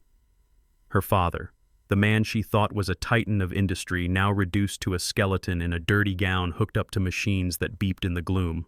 I saw her face crumble. She put a hand over her mouth to stifle a gag. The reality of my situation hit her like a physical blow. She saw the bruises on my arms where they had roughly inserted the IVs. She saw the dryness of my cracked lips. She saw the neglect. "Oh my God," she whispered. She walked toward me, her step shaky. "Daddy, what have they done to you?" Before she could reach me, a shadow detached itself from the kitchen doorway. Hunter. He was swaying slightly, a bottle of my expensive bourbon dangling from his hand. He was wearing my robe and it hung open, revealing his chest. He looked like a king of a ruined castle. "Well, well," he slurred. "The prodigal daughter returns. Did you bring the money, babe? Did you bring the check from the old man's secret stash?" Tasha turned to look at him. For the first time in her life, she did not look at him with adoration. She looked at him with confusion that was rapidly hardening into horror. "Hunter," she said, "why is the house like this? Why does Dad look like he is dying of thirst? You said you were taking care of him. You said he was comfortable." "He is fine," Hunter spat, taking a swig from the bottle. "He is a vegetable, Tasha. He does not feel anything. He does not know where he is. Who cares if the sheets are dirty? Who cares if he has not had water in a few hours? He is just a bag of meat waiting to expire. Now give me the check." Tasha took a step back. She clutched her purse to her chest. "No," she said. Her voice was quiet but firm. "No, you are lying. You have been lying about everything." Dad was right. Hunter's face darkened. He took a step toward her. "What did you say? What did the old man tell you?" "He told me to be careful," Tasha said. She looked at Keisha, who was rubbing her bruised shoulder by the door. "He told me you were after the money. I did not believe him. I defended you, Hunter. I told him you loved us. But look at you. Look at this place. You are monsters." From upstairs, a high-pitched scream cut through the tension. It was Leo. "Let me go. I want my dad." The sound tore through me. My son was up there, probably locked in his room, terrified out of his mind. Tasha's head snapped up, napped. "Leo," she shouted. She turned to run toward the stairs, but Hunter moved fast. He lunged forward and grabbed her by the arm. He yanked her back so hard she spun around and fell to her knees. "You are not going anywhere," he growled. "Not until I get that money. Give me the purse, Tasha." "Get off me," she screamed, kicking at him. She scrambled backward, trying to get away from the man she had married, the man she thought was her partner. Hunter laughed. It was an ugly sound devoid of any humanity. "You are pathetic, Tasha. You always were. Do you think I married you for your looks? Do you think I married you for your personality? You are boring. You are weak. I married you because your father is rich. I married you because I thought the old man would kick the bucket and leave us the empire, but he just keeps hanging on." He reached down and grabbed her hair, pulling her head back. Tasha cried out, tears streaming down her face. She looked at me, her eyes pleading. "Daddy," she whimpered. "Help me." I lay there, my muscles twitching with the effort to stay still. The rage was building inside me, pressure mounting like steam in a boiler. But I had to wait. I had to let him show her everything.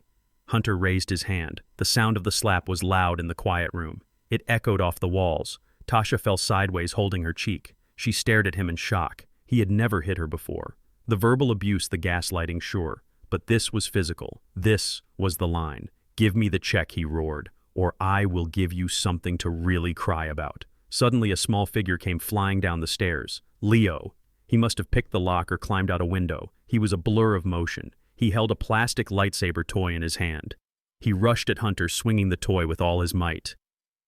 "Leave her alone," he screamed. "You bad man! Leave my sister alone!" The plastic toy hit Hunter in the thigh. It probably did not hurt, but it surprised him. He let go of Tasha and turned on Leo. "You little rat!" he snarled. He grabbed the toy from Leo's hand and snapped it in half. Then he grabbed Leo by the front of his shirt and lifted him off the ground. Leo kicked and flailed his small fists, hitting Hunter's chest. "Put me down." "My dad is going to kill you." Hunter shook him like a rag doll. "Your dad is dead, kid. He is right there and he cannot do a thing to save you. He is useless. Just like you." He raised his hand again, fist clenched, ready to strike a child. Ready to strike my son. That was it. The dam broke. The boiler exploded. The plan did not matter anymore. The evidence did not matter. Nothing mattered except the blood pounding in my ears and the red haze covering my vision. I triggered the release on the restraint straps hidden under the sheets. I had loosened them hours ago, working them free while they slept. I gripped the side rails of the hospital bed. My knuckles turned white. Hunter's fist was in the air. Tasha was screaming on the floor. Keisha was watching with a look of bored detachment. I sat up. It was not a struggle. It was not a weak invalid trying to rise. It was a resurrection. I surged upward, the sheets falling away from my chest. I ripped the IV needle out of my arm. Blood sprayed a crimson arc across the white linen. I did not feel it. I felt nothing but power. The movement caught Hunter's eye. He froze, his fist still raised. He looked over his shoulder. His eyes bulged. His mouth dropped open. He looked like he was seeing a corpse climb out of a grave. Keisha screamed, a short, sharp sound of pure terror. I swung my legs over the side of the bed. My bare feet hit the floor. I stood up.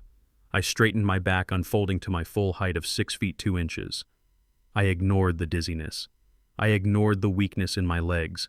I ran on pure adrenaline and hate. I looked at Hunter. I did not blink. I did not shout. I just looked at him with the eyes of a man who has looked death in the face and sent it away because he had work to do. "Put my son down," I said. My voice was not the raspy whisper of the invalid. It was the deep, commanding boom of Bernard Jefferson. It was the voice that made union leaders sweat and competitors fold. Hunter's hand opened involuntarily. Leo dropped to the floor, landing on his feet and scrambling over to Tasha. They huddled together, terrified and awestruck, watching the transformation. Hunter took a step back. He stumbled over a wine bottle. He held his hands up, palms out. "Bernie," he stammered. "Bernie, wait. I can explain. It is a miracle. You are cured." I took a step toward him, then another. I walked through the debris of my life. I walked through the trash they had made of my home. I reached down and picked up the tire iron that Hunter had left on the coffee table days ago. He had been using it as a paperweight for my stolen documents. I gripped the cold steel. It felt good. It felt familiar. "There are no miracles here, son," I said. "Only consequences." Keisha tried to run for the door. She scrambled past Tasha, trying to get to the freedom of the night, but the front door slammed shut. Dante stepped out from the shadows of the hallway where he had entered while they were distracted. He locked the deadbolt. He crossed his arms. "Going somewhere?" Mrs. Jefferson Dante asked. "The show is just getting to the good part." Keisha backed away, trapped. She looked from Dante to me. Her face was gray. I focused on Hunter.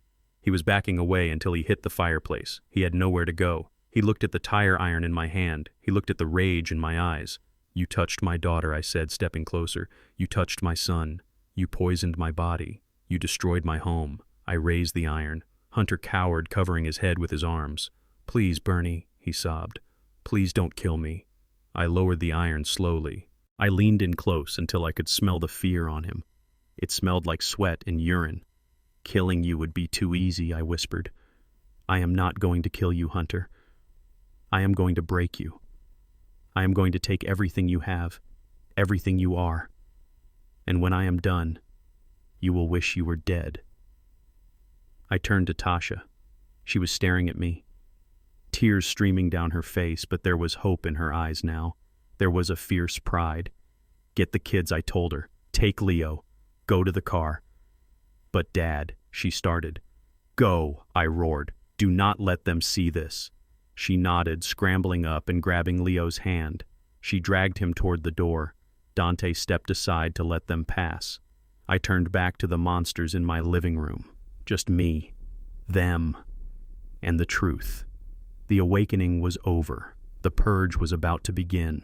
The tire iron felt heavy and cold in my hand, but it was a good weight. It was the weight of justice. Hunter was pressed against the marble fireplace, his eyes darting around the room like a trapped rat looking for a sewer grate. He looked at me, and he did not see the father-in-law he had mocked. He did not see the invalid he had spit on. He He saw a man who had crawled back from the edge of the grave specifically to put him in it. "You are dead," he whispered, his voice trembling so hard the words barely came out. "We killed you. I saw you drink it. I saw the doctor sign the papers. You are supposed to be dead, old man." I took a step closer. My bare feet crunched on the broken glass of the family photos they had smashed. I did not feel the cuts. I did not feel the arsenic still coursing through my veins. I felt only the cold clarity of a soldier clearing a room. "I am not dead, Hunter," I said, my voice low and steady. "But you are about to wish you were." Keisha was shaking by the door. She looked at Dante, who was blocking the exit with his arms crossed and a grim smile on his face. She looked back at me. Her mask of arrogance had shattered completely.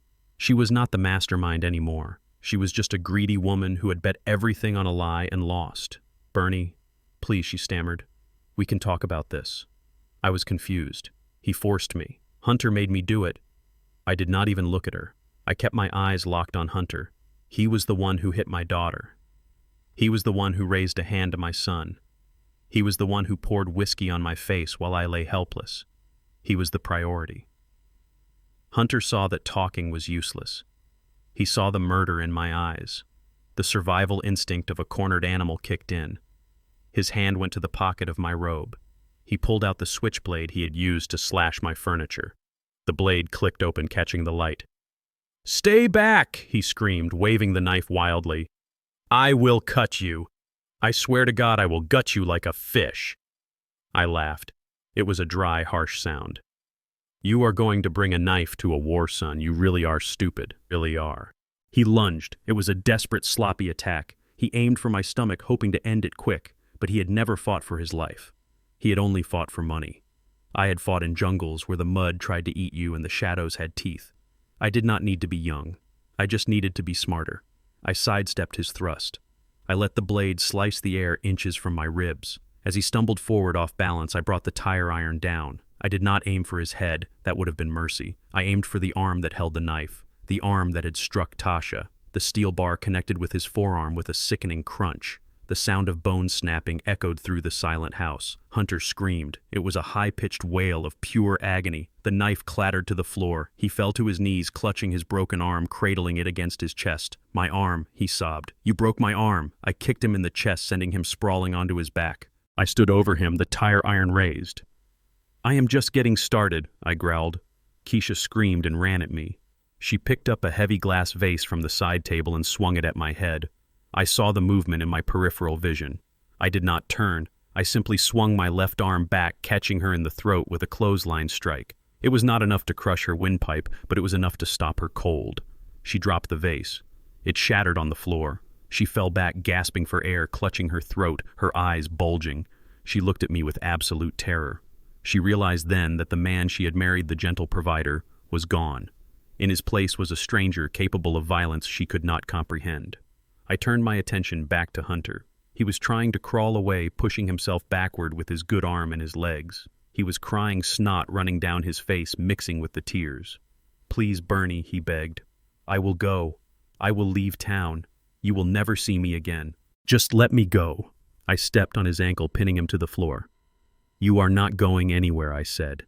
"Not until you understand what you did. You came into my house. You ate my food. You spent my money. And you thought because I was old, because I was kind, that I was weak." I leaned down, getting right in his face. I grabbed the lapels of my silk robe, the one he had stolen, and hauled him up until our noses were touching. "You hit my daughter," I whispered. "You threatened my son. That is a debt you can only pay in blood." I threw him back down. I raised the tire iron again. He curled into a ball, protecting his head, waiting for the blow that would kill him. I looked at the steel bar. I looked at the shivering, broken man beneath me. It would be so easy. One swing, one moment of release. But then I thought of Leo waiting in the car. I thought of Tasha. If I killed him, I would go to prison. I would leave them alone again. And he was not worth it. He was not worth one more day of my life. I lowered the iron. I looked at Dante. He nodded. He knew I had made the call. "Get up," I barked. Hunter looked at me confused. He cradled his broken arm, whimpering. "What?" "Get up," I roared, "before I change my mind." He scrambled to his feet, leaning against the wall for support. Keisha dragged herself up, still wheezing, holding her throat. They stood together, a pathetic pair of broken villains. "Take it off," I said, pointing at the robe Hunter was wearing. He blinked. "What?" "Take off my robe," I said. "Take off my watch. Take off the shoes you bought with my credit card. Take it all off." He hesitated. I raised the tire iron. He flinched and started stripping. He struggled with the robe using only one hand. He kicked off the shoes. He fumbled with the watch clasp, crying out in pain as his broken arm moved. "You too, Keisha," I said, turning to her. "The dress, the jewelry, the earrings, the ring Hunter bought you with my money. Take it off." "But Bernie," she raspy, "I will be naked." "I do not care," I said. "Those are my things. You bought them with stolen money. You leave this house exactly how you came into it. With nothing." She cried as she unzipped the dress. She cried as she took off the diamond earrings. She cried as she pulled the ring from her finger and threw it on the floor. They stood in my living room in their underwear, shivering, shamed, exposed. The luxury they had killed for was a pile of fabric on the floor. Dante opened the front door. The night air blew in. It was freezing cold. A winter chill that cut to the bone. "Out," I said. They looked at the open door. They looked at the darkness outside. "Bernie, please," Hunter said, his teeth chattering. "It is freezing. We have no money. We have no phones. Where will we go?" "I do not care," I said. "Go to hell. Go to the gutter. Just get out of my house." I advanced on them, swinging the iron. They ran. They stumbled out the door onto the porch and down the steps. Their bare feet hit the cold pavement. I followed them out. I stood on my porch, the king of my castle once again. I watched them running down the street, huddled together against the wind. The neighbors were watching. Mrs. Mabel was peering through her curtains. The man across the street had come out to walk his dog. They saw everything. They saw the golden couple running half naked and broken into the night. I watched until they disappeared around the corner. Then I looked down at the pile of clothes and jewelry on my porch. I kicked it aside. I took a deep breath of the cold air. It tasted clean. It tasted like victory. The poison was still in my blood, but the rot was gone from my house. I turned back to Dante. He was smiling. "Nice work, Bernie," he said. "We are not done yet," I said. I walked back inside. The house was a mess. It was destroyed, but it was mine. I went to the window. I saw Tasha's car parked down the street. I saw her face pressed against the glass. I waved. She opened the door and got out. Leo jumped out behind her. They ran to me. I met them on the lawn. I dropped the tire iron in the grass. Tasha hugged me so hard I thought my ribs would crack. She was crying, but this time they were tears of relief. "Is it over?" she asked. "Is he gone?" "He is gone, baby," I said. "He is never coming back." Leo hugged my leg. "You did it, Dad," he said. "You beat the bad guys." I picked him up. He was heavy, but I didn't care. I held him close. "Yes, son," I said. "We beat them." I looked at my house. The lights were on. It was warm inside. We had a lot of cleaning to do. We had a lot of healing to do. But we were safe. "Let us go inside," I said. "I think it is time for a real family dinner." We walked back into the house and I closed the door, locking out the cold and the darkness forever. The purge was complete. Now it was time to rebuild. The lights of the Jefferson Foundation Gala were blindingly bright. It had been 7 days since the night of the purge. 7 days since I threw the trash out of my house. Tonight I was not Bernie the mechanic. I was Bernard Jefferson, the founder of the city's largest logistics empire. I wore a tuxedo that cost more than Hunter's car used to be worth. I stood on the balcony overlooking the grand ballroom of the hotel I owned. Below me, 500 of the city's elite were drinking champagne and donating millions to my children's charity. The mayor was there. The police commissioner was there. The press was there in full force. Tasha stood beside me. She looked beautiful in a dark blue gown. She was not the scared mouse she had been a week ago. She stood tall. Her eyes were clear. Leo was with the nanny in the VIP suite upstairs, safe and sound. We were rebuilding. We were strong. But we knew the rats were not done yet. Dante had warned me. He told me that desperation makes people stupid. He told me that Hunter and Keisha were cornered animals. They had no money, no home, no allies. They were sleeping in a cheap motel on the outskirts of town, and tonight they were going to try their final Hail Mary play. I saw the commotion at the main entrance before I heard it. The security guards I hired were big men, but they had orders. If the rats show up, let them in. Let them hang themselves. The heavy oak doors swung open. A hush fell over the room. The string quartet stopped playing. Keisha and Hunter walked in. They looked like ghosts of their former selves. Keisha's hair was unkempt, pulled back in a messy bun. She wore a dress that looked stained and wrinkled, probably the only one she had left. Her face was gaunt, her makeup applied with a shaking hand. Hunter looked worse. His arm was in a sling that cast dirty gray. His face was bruised from where I had kicked him. He wore a suit that was 2 sizes too big, clearly bought from a thrift store. He looked erratic. He looked dangerous, but not in the way he wanted to be. They marched toward the stage.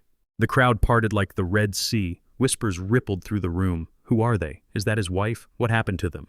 They reached the platform where the podium stood. Hunter grabbed the microphone. It screeched with feedback, causing the crowd to wince. "Listen to me," Hunter screamed, his voice cracking. He pointed a shaking finger up at the balcony where I stood. "That man is a fraud. Bernard Jefferson is a monster. He beat us. He threw us out on the street. He is abusing his family." Keisha grabbed the mic from him. Tears streamed down her face. Fake tears. I knew the difference now. "Please help us," she wailed, playing to the cameras. "He is mentally unstable. He attacked my husband. He kicked his own grandson out of the house. We have nothing. He stole everything from us. We just want justice. We want the world to know the truth about the great Bernard Jefferson." The press cameras flashed blindingly. Reporters shouted questions. "Is this true, Mr. Jefferson? Did you assault them? Why are they destitute?" The murmurs in the room grew louder. Doubt began to creep into the eyes of my donors. It was a good performance. It was their best yet. They were banking on my silence. They were banking on my privacy. They thought I would pay them millions just to make them go away and save my reputation. I gripped the railing of the balcony. I looked down at them. They looked up at me with defiant sneers. They thought they had trapped me. They thought the court of public opinion would save them. I signaled the sound technician. Cut the mic. The sound system died. Hunter was shouting, but his voice was swallowed by the vast room. I walked down the grand staircase. Tasha walked beside me, her head held high. We moved slowly, deliberately. The crowd turned to watch us. I walked right up to the stage. I stood 5 feet from them. I did not look angry. I looked disappointed. "You want the truth?" I said, my voice booming without a microphone projecting to the back of the room. "You want these good people to know who I really am, and who you really are." "Yes," Keisha hissed. Tell them how you broke Hunter's arm. Tell them how you left us to freeze." I turned to the crowd. "Ladies and gentlemen, I apologize for the interruption. My wife and my son-in-law seem to have forgotten why we are here. They say I am a monster. They say I am a fraud. They say they are victims." I motioned to Dante, who was standing in the control booth high above the floor. "Light it up, Dante." The massive screen behind the stage flickered to life. It was 500 inches of high-definition reality. The room went dark. The only light came from the giant projection. The first image appeared. It was grainy black and white footage from a night vision camera. It showed my living room. It showed a hospital bed. It showed me lying helpless, hooked up to machines. And it showed Hunter and Keisha. The video played. The audio was crystal clear, amplified by the concert speakers. "Look at him." Hunter's voice boomed through the ballroom. "Look at the old cuckold. He likes it." On the screen, 500 people watched as Hunter and Keisha undressed each other in front of my paralyzed body. They watched them mock me. They watched them drink my liquor and spit on my floor. Gasps of horror erupted from the crowd. The mayor covered his mouth. The police commissioner's eyes narrowed.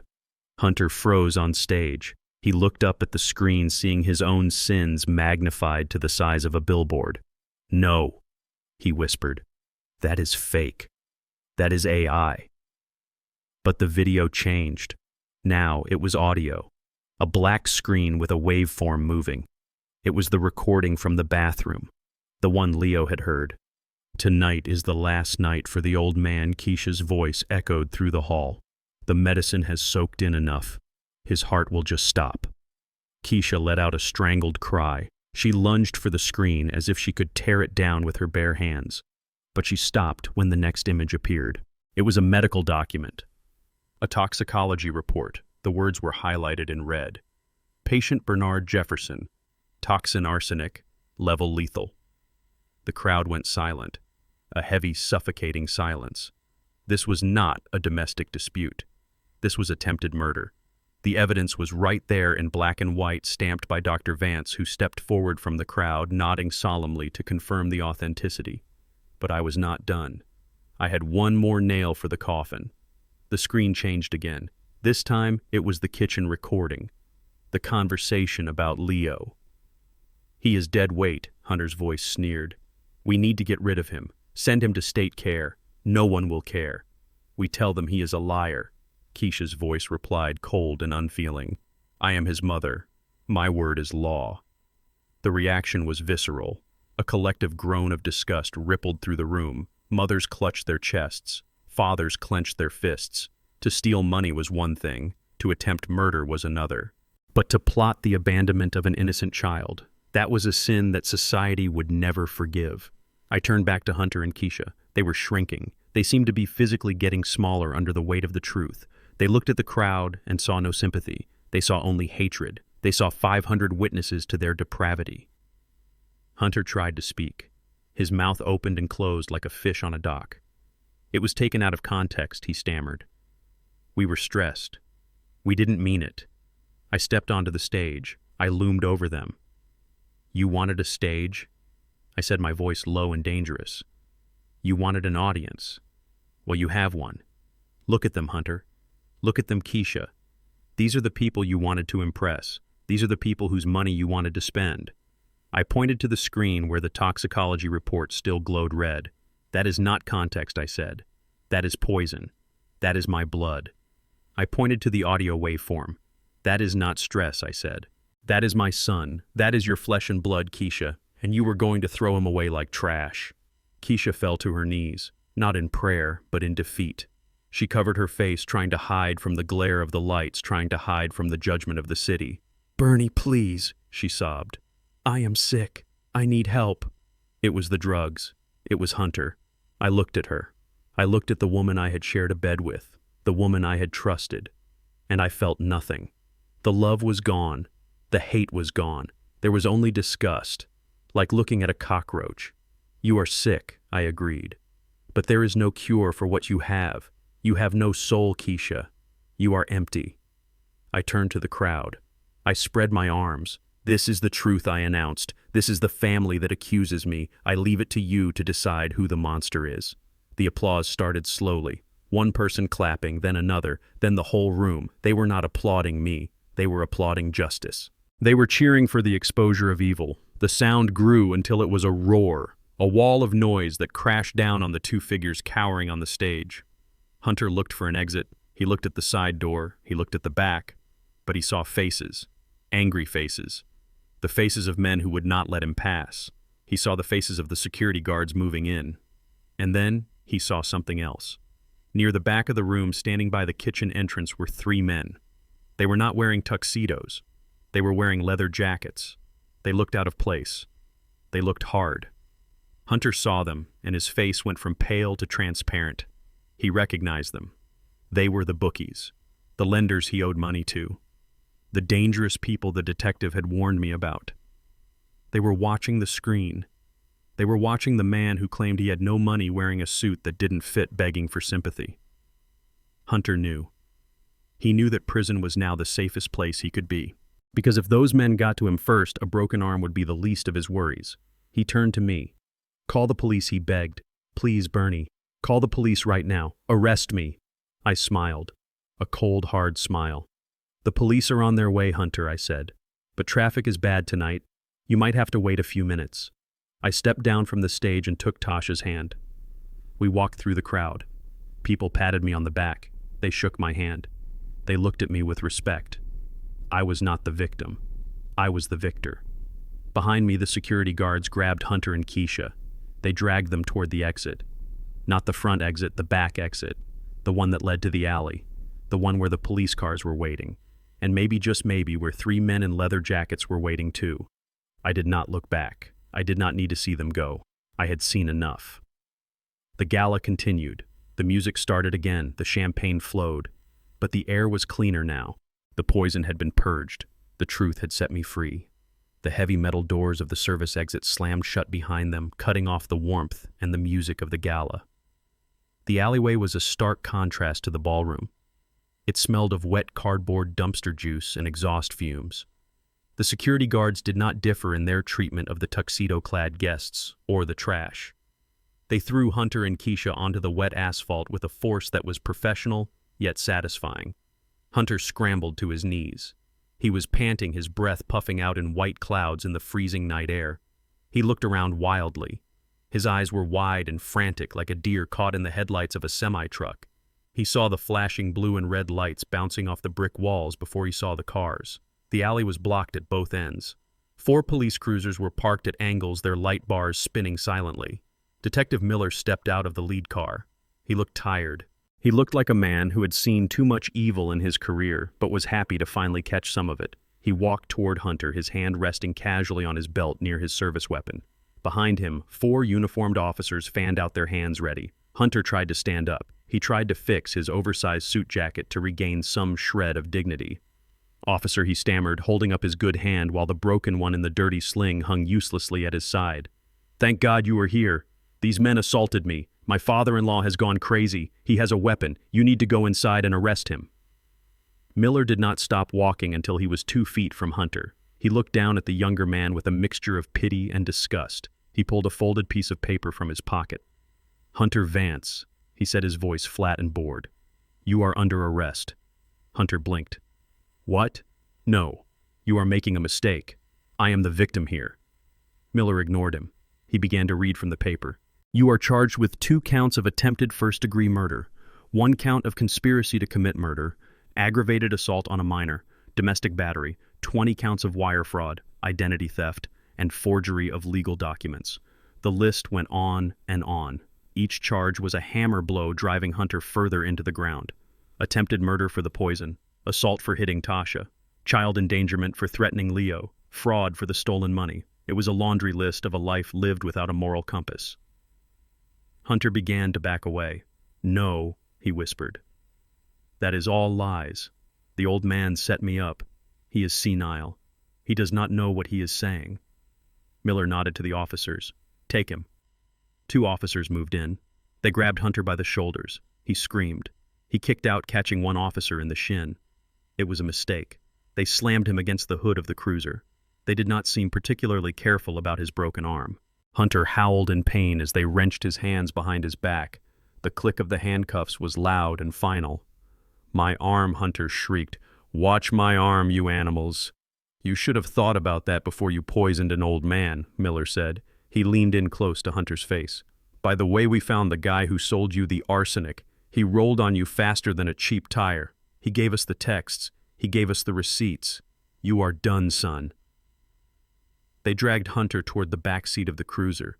He was sobbing now, begging for a lawyer, begging for mercy, begging for Keisha to say something to save him. But Keisha just stood there, pressed against the cold brick wall, shivering in her thin dress, watching the man she had destroyed her life for get hauled away like garbage. I watched from the loading dock door. I stood in the shadows, unseen by them.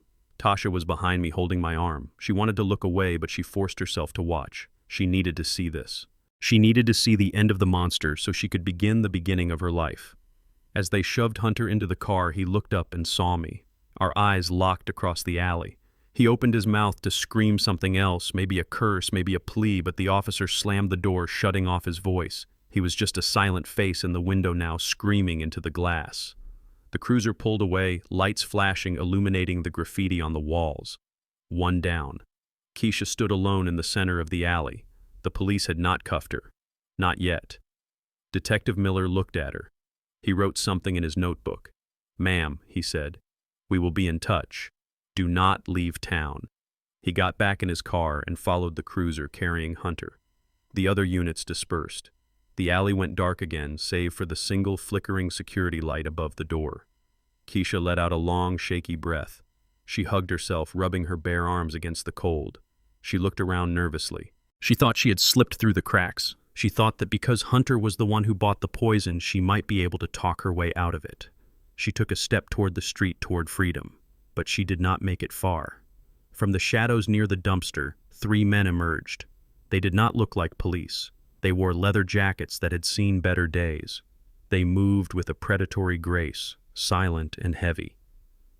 I recognized them from the ballroom, the lenders, the sharks. Keisha froze. She saw them and she knew. She knew exactly who they were. Hunter had told her about them. He had told her terrifying stories about what they did to people who did not pay. "Well, hello, Mrs. Vance," the leader said. He was a short, thick man with a scar running through his eyebrow. We were watching the show inside. Very entertaining. Keisha backed up until she hit the brick wall. "I do not have any money," she whispered. "Please. My husband. The police just took him." The leader laughed. A dry, humorless sound. "We saw that. Shame. He owes us $100,000. Plus interest. The juice is running, Mrs. Vance. And since your husband is going to be a guest of the state for the next 20 to life, he is not going to be earning much money stamping license plates. That has nothing to do with me," Keisha stammered. "That is his debt, not mine." The man stepped closer, invading her personal space.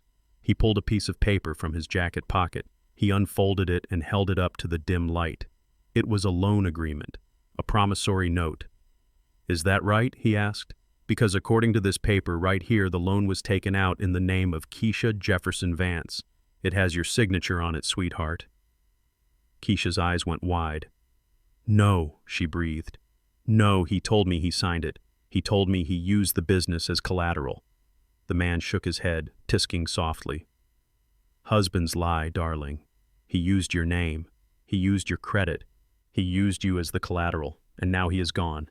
Which means the debt is yours." Keisha looked around desperately. She looked at the loading dock door. She saw me standing there. "Bernie," she screamed. "Bernie, help me, please. They are going to kill me." I looked at her. I looked at the woman who had mixed poison into my milk every night. The woman who had planned to throw my son into the foster system. The woman who had laughed while I lay dying. I reached out and pulled the heavy steel door shut. I locked it from the inside. I heard her scream my name one last time. It was a high, terrified sound that was cut short. Then there was the sound of a struggle, the sound of scuffling feet on pavement, a car door opening and closing, tires screeching as a vehicle sped away. And then silence. I turned to Tasha. She was pale, shaking slightly. "Dad," she whispered. "Who were those men? What are they going to do to her?" I put my arm around her shoulders and guided her back toward the warmth of the hotel. "I do not know, honey." I lied. "But it is out of our hands now. She made her choices, but I knew. I knew exactly what would happen. Keisha was not going to jail. Jail would have been a luxury. Jail had meals and a bed and lawyers. Keisha was going into a world where debts were worked off in ways that stripped the soul bare. She was going to a place where her designer dresses and her arrogance would be stripped away layer by layer until there was nothing left but the raw reality of survival. Hunter had thrown her to the wolves to save himself. He had signed her name to his death warrant. It was a poetic justice that no court of law could ever hand down. We walked back into the kitchen of the hotel. The staff was cleaning up the gala. The clinking of glasses and the hum of conversation felt like a different world from the cold alley we had just left. Leo was waiting for us in the VIP suite. He was asleep on the sofa, clutching a stuffed bear I had bought him from the gift shop. He looked peaceful. He looked safe. I sat down in the chair opposite him. My body was tired. The adrenaline was fading, leaving behind the deep bone weariness of a man who had fought a war and won. But my mind was clear. The Empire was safe. The threats were gone. Hunter was in a cell where he belonged. Keisha was gone, vanished into the underbelly of the city, a ghost story to warn others about the price of greed. I looked at Tasha. She was covering Leo with a blanket, smoothing his hair. She looked younger than she had in years. The weight of Hunter's abuse was gone. The fear was gone. She was free. "We did it, Dad," she whispered, looking up at me. "It is finally over." I nodded. "Yes, sweetheart, it is over." But as I looked out the window at the city lights, I knew it was not just an ending. It was a beginning. I had been given a second chance at life. I had come back from the dead, and I was not going to waste a single second of it. I pulled out my phone and dialed Dante's number. He answered on the first ring. "It is done, Bernie," he said. Hunter is being processed at central booking. The other matter has been handled. You will not hear from her again. Thank you, Dante, I said. Send me the bill. And add a bonus. You earned it. I hung up and closed my eyes. The poison was gone. The rats were gone. My house was empty, but my heart was full. Tomorrow I would go home. I would scrub the floors. I would throw out the furniture they had touched. I would paint the walls. I would make it a home again, a real home. For me, for Tasha, and for Leo. I drifted off to sleep in the chair listening to the steady breathing of my son. The nightmare was over. The sun was about to rise on a brand new day, and Bernard Jefferson was still standing. The smell of hickory smoke drifting off the grill was the sweetest perfume I had ever known. It was better than the expensive cologne Hunter used to wear, and it was certainly better than the hospital antiseptic that had filled my nose a year ago. I stood on the deck of the lake house flipping steaks with a pair of long tongs. The sun was setting over the water, painting the sky in shades of purple and gold that looked like a bruise healing into something beautiful. I took a deep breath. My lungs were clear. The doctors said the last traces of arsenic had left my system 6 months ago. My hands were steady. The tremors that had plagued me during those dark nights in the living room were gone. I was 69 years old, but I felt younger than I had in 20 years. Down on the lawn, Leo was throwing a football. He was 9 now. He had grown 3 inches in the last year. He was laughing. It was a loud, uninhibited sound that echoed off the trees. A year ago, he was a terrified little boy whispering secrets in the back of a car. Today, he was just a kid. He was safe. He was happy. And he was the bravest man I knew. Tasha was sitting at the patio table chopping vegetables for the salad. She looked different too. The shadows under her eyes were gone. She had cut her hair into a sharp professional bob. She wore clothes that fit her clothes that she bought with her own money from her own paycheck. She wasn't just surviving anymore. She was thriving. She was the vice president of operations at Jefferson Logistics. She ran the floor with an iron fist and a velvet glove. The drivers respected her. The union reps feared her. She had my fire. Hunter had tried to extinguish it, but he had only managed to bank the coals. Now she was burning bright. "Dinner is ready," I called out. My voice boomed across the yard. Leo came running up the steps, his sneakers pounding on the wood. He grabbed a plate and loaded it with potato salad. Tasha poured the lemonade. We sat down together, just the 3 of us. The circle was small, but it was unbreakable. We ate in comfortable silence for a while, watching the fireflies start to blink in the tall grass. It was a peace I had paid a high price for. It was a peace bought with betrayal and pain, but it was worth every penny. When the plates were cleared, I leaned back in my chair. I looked at my children. It was time. I had one last secret to tell, one last layer of the onion to peel back. "I need to talk to you both," I said. The tone of my voice made them look up instantly. The smiles faded slightly, replaced by a watchful alert. They were survivors. They knew that serious tones usually meant bad news. "It is not bad news," I assured them, "but it is important. You know I have always told you that I was a mechanic who got lucky with a few trucks. I told you I owned a nice shop and had some savings." Tasha nodded. "We know, Dad. You worked hard." "I did work hard," I said, "but I let you believe something that wasn't entirely true. I let everyone believe it. It kept us safe. It kept the leeches away. Until it didn't." I reached under the table and pulled out a leather briefcase. I set it on the glass top. The latch clicked loudly in the quiet evening. I opened it. Inside were documents, not the kind Hunter had stolen. These were the real deal. I pulled out a blue bank book and slid it across the table to Leo. He looked at it confused. "Open it, son," I said. He opened the book. He stared at the numbers. He counted the zeros. His mouth dropped open. "Dad," Tasha said, leaning over to look. "What is this? $5 million? "That is your reward, Leo," I said. "You saved my life. You were the only one who saw the truth when everyone else was blind. You were my eyes when I couldn't see. You were my voice when I couldn't speak. That money is yours. It is in a trust. It will pay for your college. It will pay for your first house. It will pay for whatever dream you want to chase." Leo looked up at me. His eyes were wet. "I did not do it for money, Dad. I did it because you are my dad. I know I said my throat tight. I know, son, and that is exactly why you deserve it. Because you are the only person in my life who never asked for a dime. I turned to Tasha. I pulled a thick stack of legal papers from the briefcase. And this is for you, I said. She took the papers. She read the cover page. Jefferson Logistics. Transfer of ownership. CEO appointment. Dad, she whispered. You are giving me the company. I am not giving it to you, I said firmly. You earned it. I watched you this past year, Tasha. You have the instinct. You have the grit. I built that company from a single van to a fleet of 1,000 trucks. But I am tired. I want to fish. I want to fix up old cars for fun, not for profit. I want to watch my grandson grow up. The empire needs a new emperor, and that is you. She stood up and came around the table. She hugged me, burying her face in my neck. I will not let you down, she promised. You could not let me down if you tried, I said. You survived a monster. A boardroom will be a walk in the park for you. We sat there for a long time as the stars came out. We talked about the future. We talked about expanding the fleet to the West Coast. We talked about Leo's baseball tryouts. We talked about everything except the past.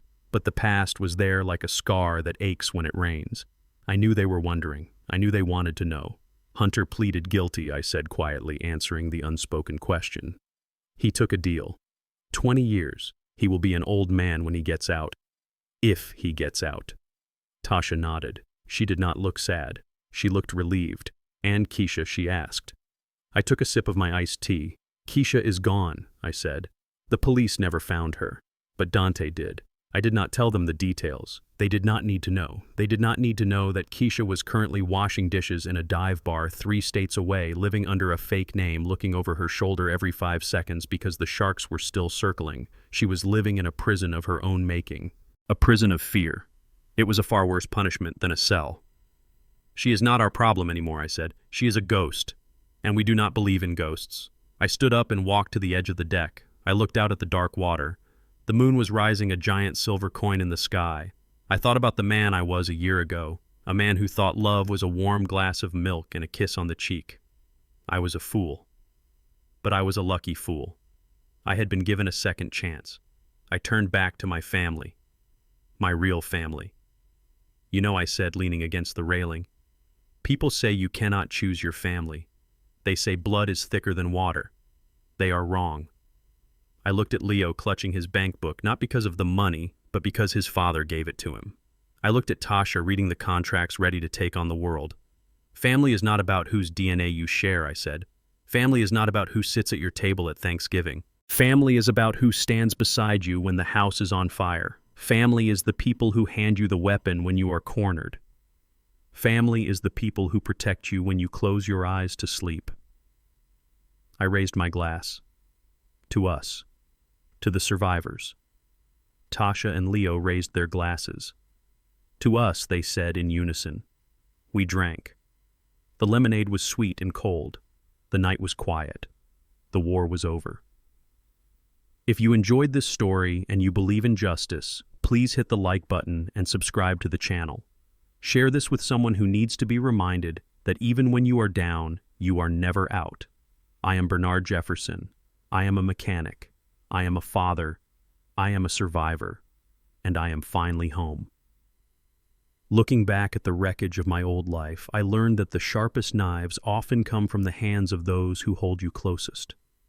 For 40 years, I thought I could build a fortress of money and security to keep the wolves at bay, but I invited them in for dinner.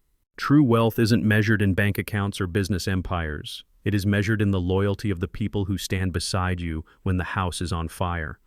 I learned that you are never too old to fight back, never too broken to heal, and that sometimes you have to let the dead wood burn to let the new forest grow. Trust your instincts, protect your peace, and never apologize for doing what is necessary to survive. If you believe that justice is worth fighting for, hit that like button and subscribe to the channel for more stories about standing tall when the world tries to knock you down.